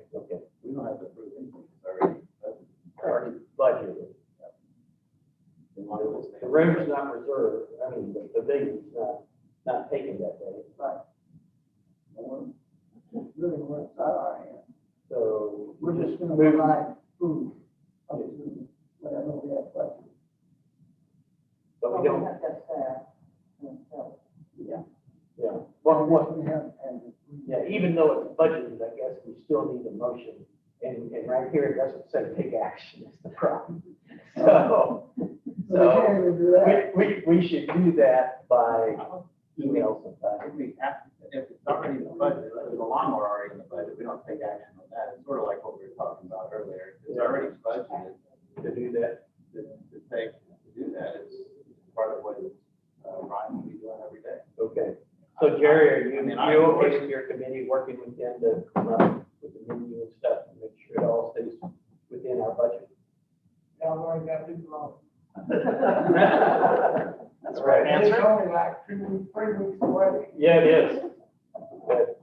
Okay, Thank you, Amber. so that'll be the plan in the pavilion, the reservation, do hors d'oeuvres, and we'll figure out within our budget. And then this room is a backup.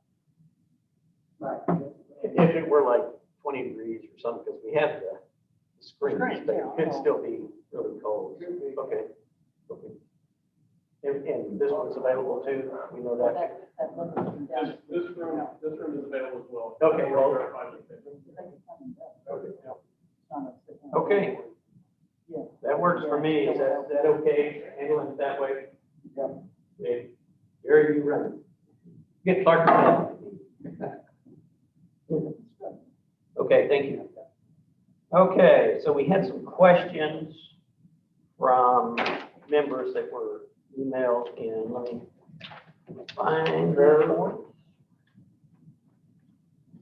Yes, there was 3. Marshall Clark. All right.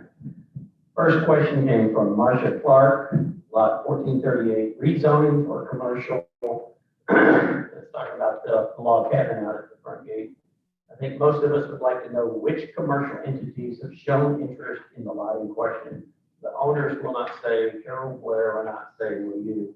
I have no idea, so I can't say either. So even if I knew, I'm not sure, but I should, release that type of information. But, they're gonna have to wait to see the outcome of the vote before they get ready to be talking, with a commercial entity right now. I don't know who's expressing interest in it. So, second question, Kyle Anderson, lot 923. It's really an observation.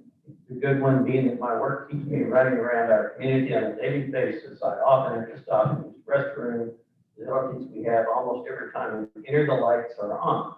I would like the board to consider installing timers in place of the light switches so we can limit the time the lights are on. We greatly reduce the use of electricity by these facilities. Thank you for your consideration. So, I guess it's something to look at. Why not a sensor? A sensor, yeah, I think that's really not a timer, but a sensor. And then, frankly, if there are already LED lights, the cost of electricity may be so little that the sensors may cost more. So something to look at. So, Brian, can you? Yes. And in general, looking at all of our facilities to see where we can optimize our energy use is a good thing. So. Next one was from Carol and Bert Blair, lot 1374. Says there was a boating accident on the lake.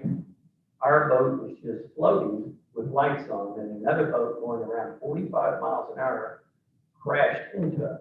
Our boat was totaled. We called security, and they came by and took pictures. Security said to call the sheriff. The sheriff said they would only come out if someone was hurt. Took us almost a month to get a report from security to send to insurance. They did not want to give us one. I'm sure why. Would like to know the procedure, what the procedure is for accidents on the lake. Thank you. So I did send an inquiry to our head of security, Tracy Buckaloo, on this, but I didn't get a response yet. So I can't tell you anything other than we will follow up with this and we'll get back to Mr. and Mrs. Blair on that. Matt will do that. Kathy, you got a question? Was she in her boat when it got hit? Yes, She was in the boat? people were in the boat, yes. Nobody got hurt? Wow. Nobody was hurt. This is the first I've heard of it either way. Wow. So I can't answer any more on that. Jim Adams? I think it's a great question, and it seems like we may have an accident on the road. We should be able to ask us, we should ask the same question, how it applies to the road or any other accident on the road. Same process. Because the sheriff may say the same thing, well, on the private road, I'm not gonna come out unless they hurt. They did that in the city. So they didn't have no damage, where they are. Okay. So it's not unusual. But they still can get a report. You have to go down to, yeah, you have to go down to the police station. To report yourself. Yeah. Okay, we're gonna open it up to, members that attended the meeting here in person. You have a microphone for them, so, please introduce yourself with your name and lot number.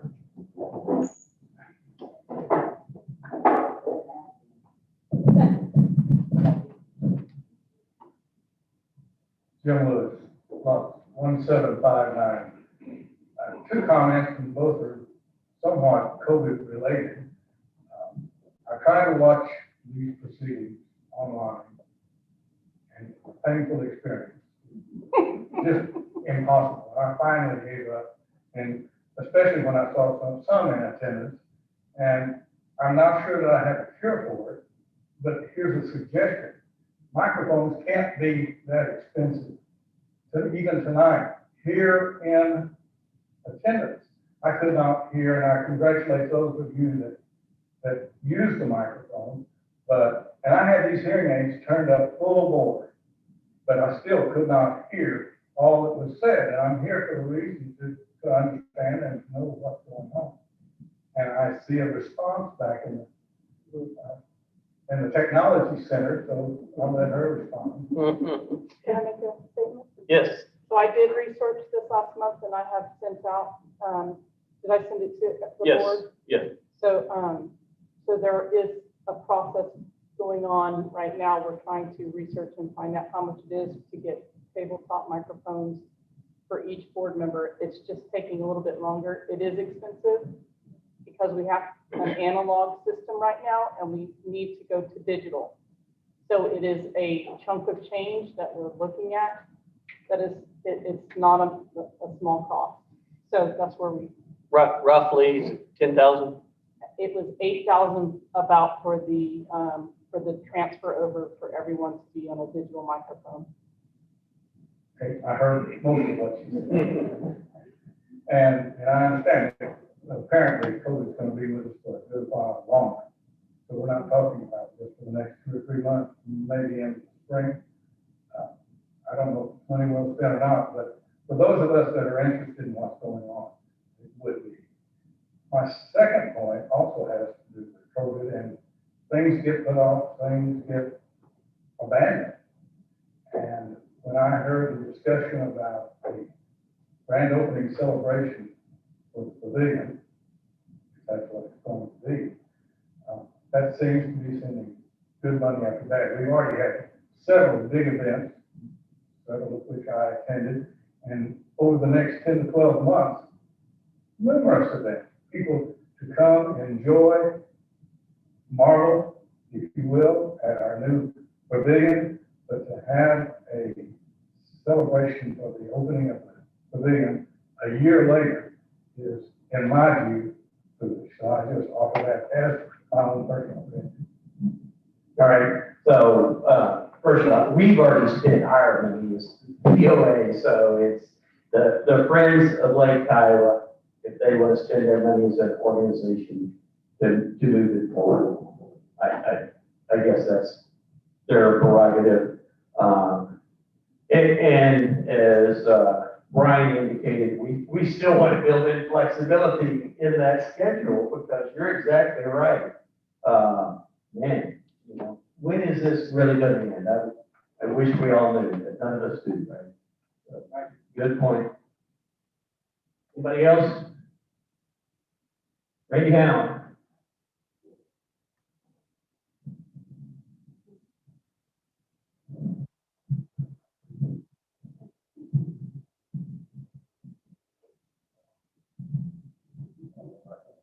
Randy Howard, Rock 1014. Didn't have any comments until I got here. Heard the meeting and just a few points of reference or thoughts and one clarification. On the pavilion, since I was involved in that, one of the things that has slipped through the cracks and the board's maybe not aware has been brought to the board, might be good to do instead of just leaving it up to staff, is signage at the pavilion. Because we're still lacking signage. I don't know if that's something that would be good for y'all to have direction and somebody that buys instead of having just any old signs put up. And when I'm talking about signage, it's always been a pet peeve for me to go out on this patio and see every column of plastered commercialized non-smoking sign. I think one's enough when you get in the building, you know. I don't want to see 20 on all columns at the pavilion. It says it's a non-smoking facility. Things of that nature, signage has not been really thought out and dealt with for the pavilion. So I'd like to hope that somehow people can get involved, some here on one of the committees or through y'all, however that needs to be done. And I know I talked with Chris extensively, something that also needs to be done that we talked about them doing, the POA staff, is a ballot put up at the large opening to enter the pavilion and the patio from the parking lot now. Because people can just drive right in. And that will eliminate golf carts driving through there and automobiles. We have automobiles drive up there. I watched twice a car pull in there and back up to the door to facilitate loading and unloading accessories, alcohol, etc. for events. And I can't blame him because there's nothing that says he can't do that. Okay? So I would hope that we could get that taken care of somehow or another. Okay, can you call that a ballard, is that? It's a baluster, a ballard, it keeps the bollard, is that the correct word? Bollard. Bollard, Okay. something to put to keep a pole.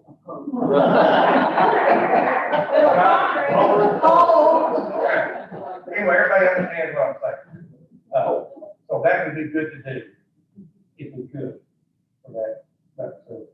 Good point. And in the past, this is totally different now, but in the past, I think that's what y'all were discussing as far as we had the floating PABC line, okay? That did go out to the pavilion. And there's even been instances when it went out for the MGA all the way to the pro shop. Because they brought food and alcohol out there. Is that correct, Randy? Okay. So it has happened in the past. If that's something we're not going to do, that's okay with me. I don't care. I'm just saying the overall public's opinion or thoughts of it. If we've done it in the past, why can't we do it now? If we have somebody that's throwing a wedding or an event, whatever, that wanted a full service catering from the lodge, they can't get that now. So, no, well, I'm just saying, hopefully that's still something that can be available if we, the board, deems it necessary or ask that for the community to have that option. And on setting up at the pavilion, the issues that y'all were talking about, how weddings need this or this time frame, is fully understandable. But one of the ones that I've seen in the past, Steve, that I don't understand is when I was out there and had got permission for what we were doing to work on the fans one day, that we had staff waiting on us to get out of the way. Well, they could set up for a wedding that was the next day. Okay? So I think that setting up too early, just because we don't have an event going on at the pavilion today, so let's set up for tomorrow, we don't have to set up tomorrow, is a mistake. Well, I understand that, but I'm just bringing that to y'all's point. We need to get more fine tuned, because if they look at the calendar and they got 2 hours extra that day left over, man, they don't set up. Well, the public's there to use it. I've seen tables get pushed around after setup's been done, other people having, doing what they need to do, and then the staff have to come back and reset up again. So, just my personal opinion, what I saw, was passing that on, related to that. Okay, good morning. Thank you, Randy. Anything else? I'm not quite finished, you know, we have a long way. This one has to do with the property at the front that's being voted on currently. I know we own property all surrounding that facility. But does anybody on the board currently know for sure that all the property we own is technically zoned commercial? Parking lot that the POA staff parks in now for security purposes, a lot adjacent to that, are those technically zoned commercial? Because that's been put out to the public that it is zoned commercial and that they are surrounded by commercial zone property. And I think that's not a good point for them to be put down. You understand what I'm saying? Okay, Jim. I believe it's fair to say that the only commercial property that POA lot is where the Valero is, not that center right there. So Yeah, that's a POA, private entity lot, not POA property. The lots that we, the POA own. oh, but those lots of POA on that side of the road, those are still residential. Or well, one next to the front is zone, really recreational, it's just a park area. I understand that. The one that, the north side of the lot is residential lot. We could sell it, but we're just using it for parking. Okay. But again, I think that what's being implied, not by y'all, but by the other party, is that they are surrounded by commercial, and they're not. So that's kind of giving a false reading to the vote. Okay, that's something we need to look into. Yeah, I'm just kind of late now, but I'm just pointing that out to you. Yeah. Okay, one more thing I'll quit, I promise, okay? And this was because I saw it today. Of course, you don't take this against you, it's not against you, okay? But is there somewhere in our bylaws that states what the procedures are for executive session? Because y'all are getting ready to go into executive session, and Corky's gonna have to be in there with y'all, he's not a board member. So, is there anything that states that only board members are allowed in executive session? Because in my past, I've always thought that was what it was. Well, we've always had our lawyer in there. Well, We had our lawyer in there. Well, I'm He's not on the board. well, I'm just asking, if people in the future won't use this as leverage to come back to do other things. When you're, if you were in executive session for somebody that's in a lawsuit with you, does that mean he's not allowed in there? He does, because he's part of that lawsuit. Yeah, we were, yeah, I I don't know. I can't tell you specifically, but for instance, we had an appeal to a citation. We were going to consider that in executive session, including the member. So. There are special provisions for that. For citation. Well, okay, and again, I mean, I'm not complaining, I'm just curious to make sure there is something there that allows that to happen. You're making a valid point, and I should say, as Marty mentioned earlier, Gerald and I are reviewing items related to open meeting concepts, which includes executive session. That's what I have similar questions. Okay. Thanks for your time.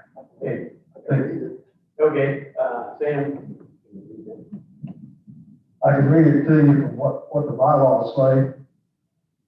Executive session closed hearing, the board of directors may adjourn from an open board meeting and reconvene in a closed executive session to consider actions involving personnel, pending or threatened litigation, contract negotiations, enforcement actions, communications with association's attorney, matters involving evasion of privacy or owner members, and confidential matters wherein the affected parties request privacy and the board agrees.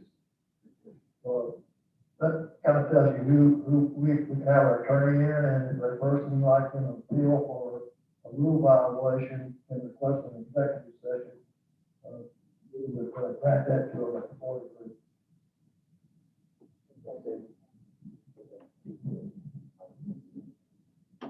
Anybody else? Yes, sir. Name Martin. How are y'all doing? My name is Clint Sturgeon, Walk 188, and I put the band together for your New Year's Eve show every year, and I just kind of need to know who's planning on doing that. I can't seem to get an answer. The band wants to know, and FOL, they're still pay their part or whatever. But has anybody bring them up? Good idea. Yeah. Let's hear from Kathy first. Microphone, please.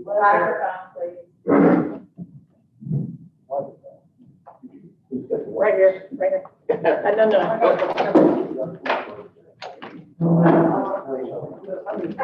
Oh, wow.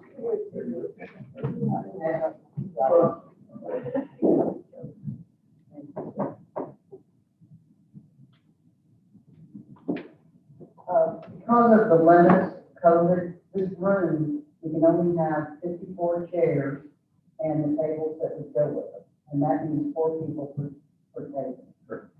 And then we gotta have dance floor, so that's into the tables and the chairs. Most of the clubs I'm aware of, Gourmet, KWC, have backed off doing anything for Christmas because of where we are with COVID. Can't speak to, not Prince of the Lodge. Like Tyler, friends of Tyler. I think they backed off Christmas altogether, that the POA, gave it to the POA, Leander. But we're not doing anything, or still under discussion. There's no discussion that I know of. That's the whole discussion in itself. Yeah, so, with the pavilion and the weather's not possible to count on, nobody would do that and want to dress up in pretty, so that's where we're at. Okay. I think it would be a really bad idea. Yeah, I still need a yes or no. Well, I'm not looking at anything, so It was- have to come from the club you're talking to. They were reserved. Hang on, can I say something? Yeah. Remember, we've had a conversation, which was nothing official, but this whole FOL debacle, if you ask me, is where they've handed back certain things they don't want to do, and that event is one that this organization now has to deal with. And he's saying, organization, tell me what I can do. And we're sitting there going, we don't know, because some clubs, no, we are dealing with that part. If it's the POA cannot do it because you can't get enough people in this room to have a party. So he was reserved, FOL reserved him last year, which is why he's standing there asking, because he's on the calendar and FOL backed out, he never got canceled. So that's where that is coming in. We can't have a party with 54 people. That's what the clubs that normally would do it have backed off because they don't want to hurt anybody's feelings, so they're not going to expose themselves because they can't include everybody. COVID is limiting the numbers, and all the clubs are much, much larger.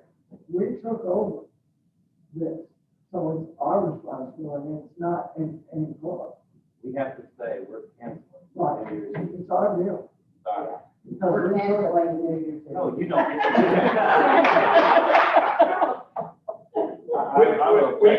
We have not scheduled New Year's Eve. You ready to make that?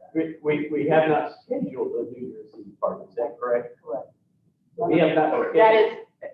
That's not correct. It was scheduled last year. When the party ended, he was reserved for this year. We took over FOL's party, so he's scheduled technically to still be part because he was never canceled. Okay, he was. But as far as the sanctioned New Year's Eve party, I don't believe this board has sanctioned a New Year's Eve party. And that is a problem in itself, that we have this FOL thing that has turned over parties to us, and we're just not acting on it now. We don't have any committee. It's called COVID, Jim. No, it's not. It's called COVID, we're not. Okay, well, I'm speaking for a number of citizens who believe that you can still have events, and that COVID just does not shut us down from having events. So it might have to be smaller events, it might have to have certain restrictions, and we have them out there all the time. And if the POA, if we're gonna take those parts, we can also vote right now, say we're not gonna have any events, that's up to this group. Well, we don't have it on, Take action. we don't actually have it on the agenda. I know, I understand. Thank I think sometimes we forget we have a celebration committee, we think they're only for the 4th of July and for certain dates. Their charter says that the events include, but are not limited to the 4th of July celebration, holiday lighting, event at the front gate. You go down in duty and responsibilities, it says the committee will be responsible for developing and implementing celebration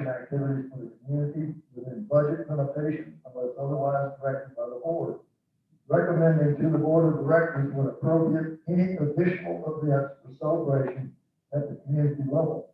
Why can't our celebration committee handle that and they bring it to the board? That should take care of it. We don't get involved until the committee brings it to us. That's the problem. We're just ignoring the problem. We still have a band that I hear needs you. to make us. All right, It's charter. okay. Jerry, can your committee give us a recommendation? If we need to, we can act on it as a special call meeting. Thank you. All right, thank you, Clint. We'll try to let you know as soon as possible.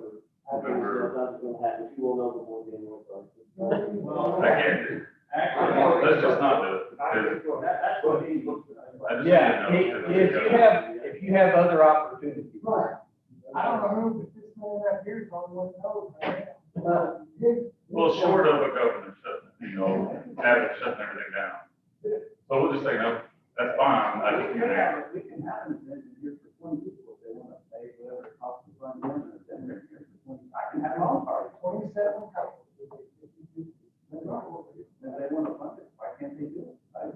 Okay, there you go. That's part of your celebration. And then you just have to decide in the celebration committee, celebration committee carries it forward. But it's not, it's a lodge thing, the POA would have to limit it to that. But it's a law, it's the POA saying, hey, we are gonna have him, but first come, first served, first 54 people. That's why we And then wait you're off. for 100. Right. Clay, do you have other opportunities that we're forbidding you from taking? well, I mean, I've had people ask me, but I've always told them I'm scheduled. So, it's a little late now, I don't know. I mean, if I could know something by November 1st, that would be awesome. I know that it's the SLLK's thing, and they're paying for most of it, but are y'all gonna say, no, you can't come in at the last minute? Do we have to, before we're leaving? I'm like, no, but. We're gonna have to limit the number. If they wanna reserve it and pay for everything, if it's available. Well, they don't always pay for everything, they pay the majority of it. Well, this time they would have to pay for everything. Okay, well, And unless friends of Lake Iowa, or whichever They're told they don't have that event. whichever organization wants to have it, okay? Well, Whichever we need to organization. cancel that night so that somebody else can book that night. Is what we need. Because right now, the POA owns that event that night. yeah, 100%. Okay, so Jerry is gonna get with his committee and say whether the POA wants to do a sanction one or not. Okay, and if not, if we open it up. Can we know by November 1st, maybe? Oh. Right. Okay. Thank you. What am I gonna ask you? Randy? How am I gonna say this? You can do it, what? Will the POA hold one or not? You just say yes or no, will the POA do one or not? Oh, If the answer is no, then we open up the room. We can let Friends of Lake Iowa know whether the POA is doing one or not. If they want to have one, the women's club wants to have one, if the NGA wants to have one,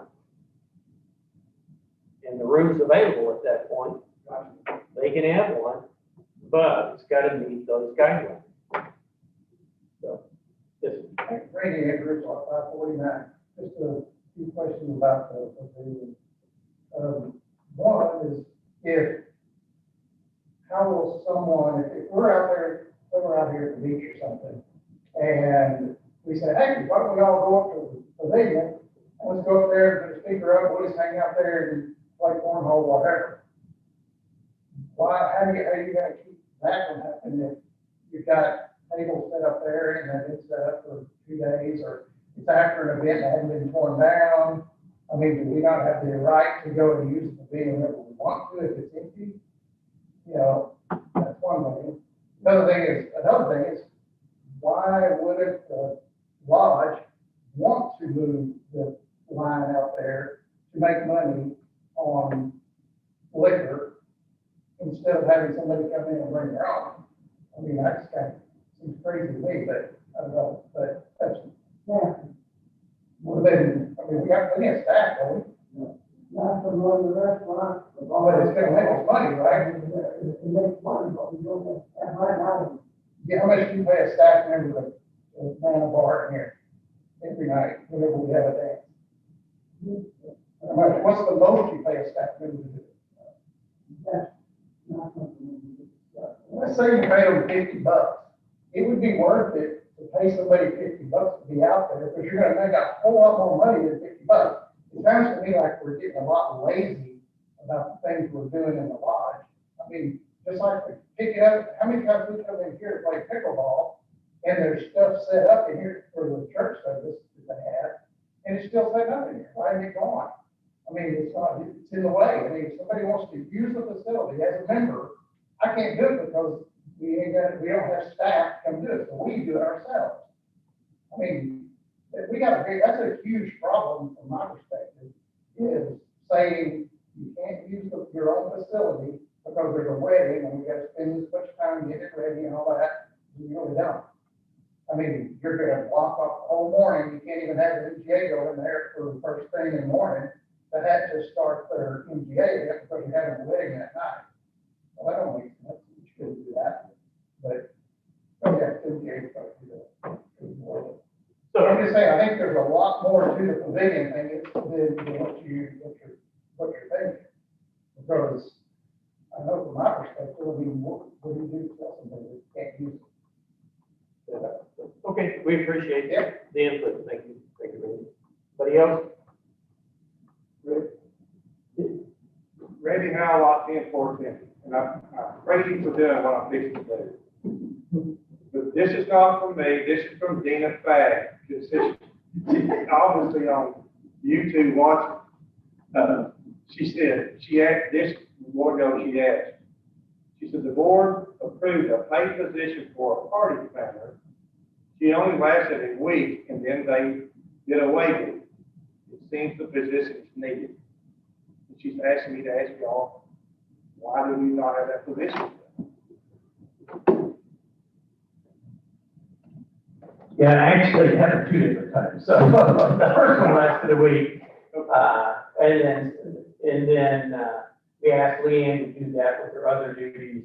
And my opinion was the Friends of the Lodge, their demands were so much that we realized Leanne wasn't going to be able to do both. And Leanne realized that too. And then we're into COVID. And so you have to ask the question, you know, do we need a party planner when we can't really do a lot of things? So, but it's a valid point in the future if we get past this thing, you know, how that's going to be done. So. That was for Dina. Okay, thank you very much. That's one. Barbara Fogg, 1452. I brought this up last month. Heat in the pavilion. And did your committee look at it, Steve? But it was kind of turned over to your committee. Heat, space heaters? Yes. Or how do I get that to you? Randy said that, you know, Can I bring my own personal? Every outlet on every college is a dedicated zone. For the reason that way, if somebody wants to bring their own heater, or if we're having a chili cook-off, or crock pots, or big events are going on that pop up in, whatever, we're not certain. But that's all there is as far as electrical that you can possibly use for heating. What about those telephones? You can bring those all you want, I don't care. I mean, No, that's but up to them. I'm asking of the POA, Right. because that wasn't in the plan. There's nothing in the construction for it. That's right, it wasn't in the construction plan, so Clark told me last month I had to go towards the Lodge and Tavern committee. So So that really is not a pleasant thing that really needs to be thought out, because you want to use it in the winter time. And here, we're having our Indian Creek fish fry November the 8th, getting a little chilly. But I'll bring my own space heater, I guess. All right, thanks, Barbara. I would wonder, Randy, is there any fire code issues with bringing something like a propane heaters in? You have any idea?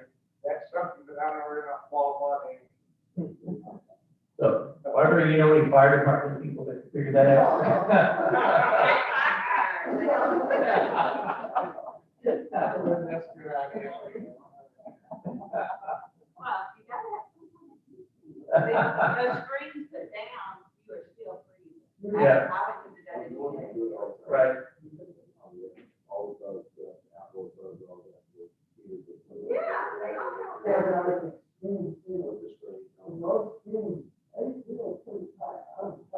They're cold. Believe me. I know, but I'm just saying, I don't want to be in time.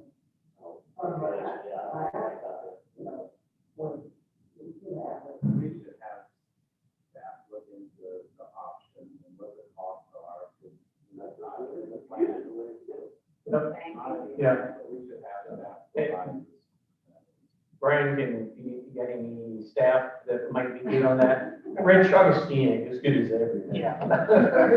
We certainly look into it, but the purview or the scope of that building will not be important. Thank you.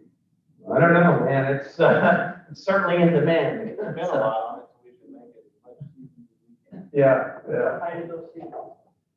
Yep. So, something to look at. All right.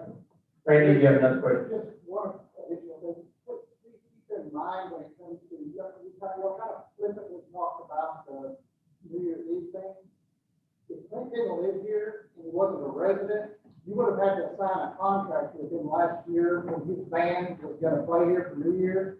Y'all are like, oh yeah, you got something else you can do or whatever. Those things get played away in advance. If this were like that other band, you would be owing him a lot of money right now. Yeah, I You're just understand. kind of like acting like it's not a big deal. Well, I said that because I didn't want to impair him from finding something new. It wasn't done Right, but this is- casually, it was for his benefit. I wanted, You're 2 months away from I understand. it. That's what I mean, that's trying to find something for them to do for that band and then telling the band members, you're not gonna get paid because we couldn't find anything. Yeah. That's a huge deal. But, Credibility and everything for him and. yeah, I understand. We don't always have COVID every year to deal with. So we are feeling our way along in a lot of these But I'm things. just saying, we didn't have to make you sign a contract like this other band did. I To understand. be a little more appreciative of what's going on. Right. Instead of just sitting and say, well, we don't know if we're gonna have it or not. Yeah. You know, Yeah. that's pretty rude. Anything else? Okay, do we have a motion to adjourn from regular session and go into executive session? All right. He Okay, he puts his hands up. did. Clark, and you seconded. Okay, all in favor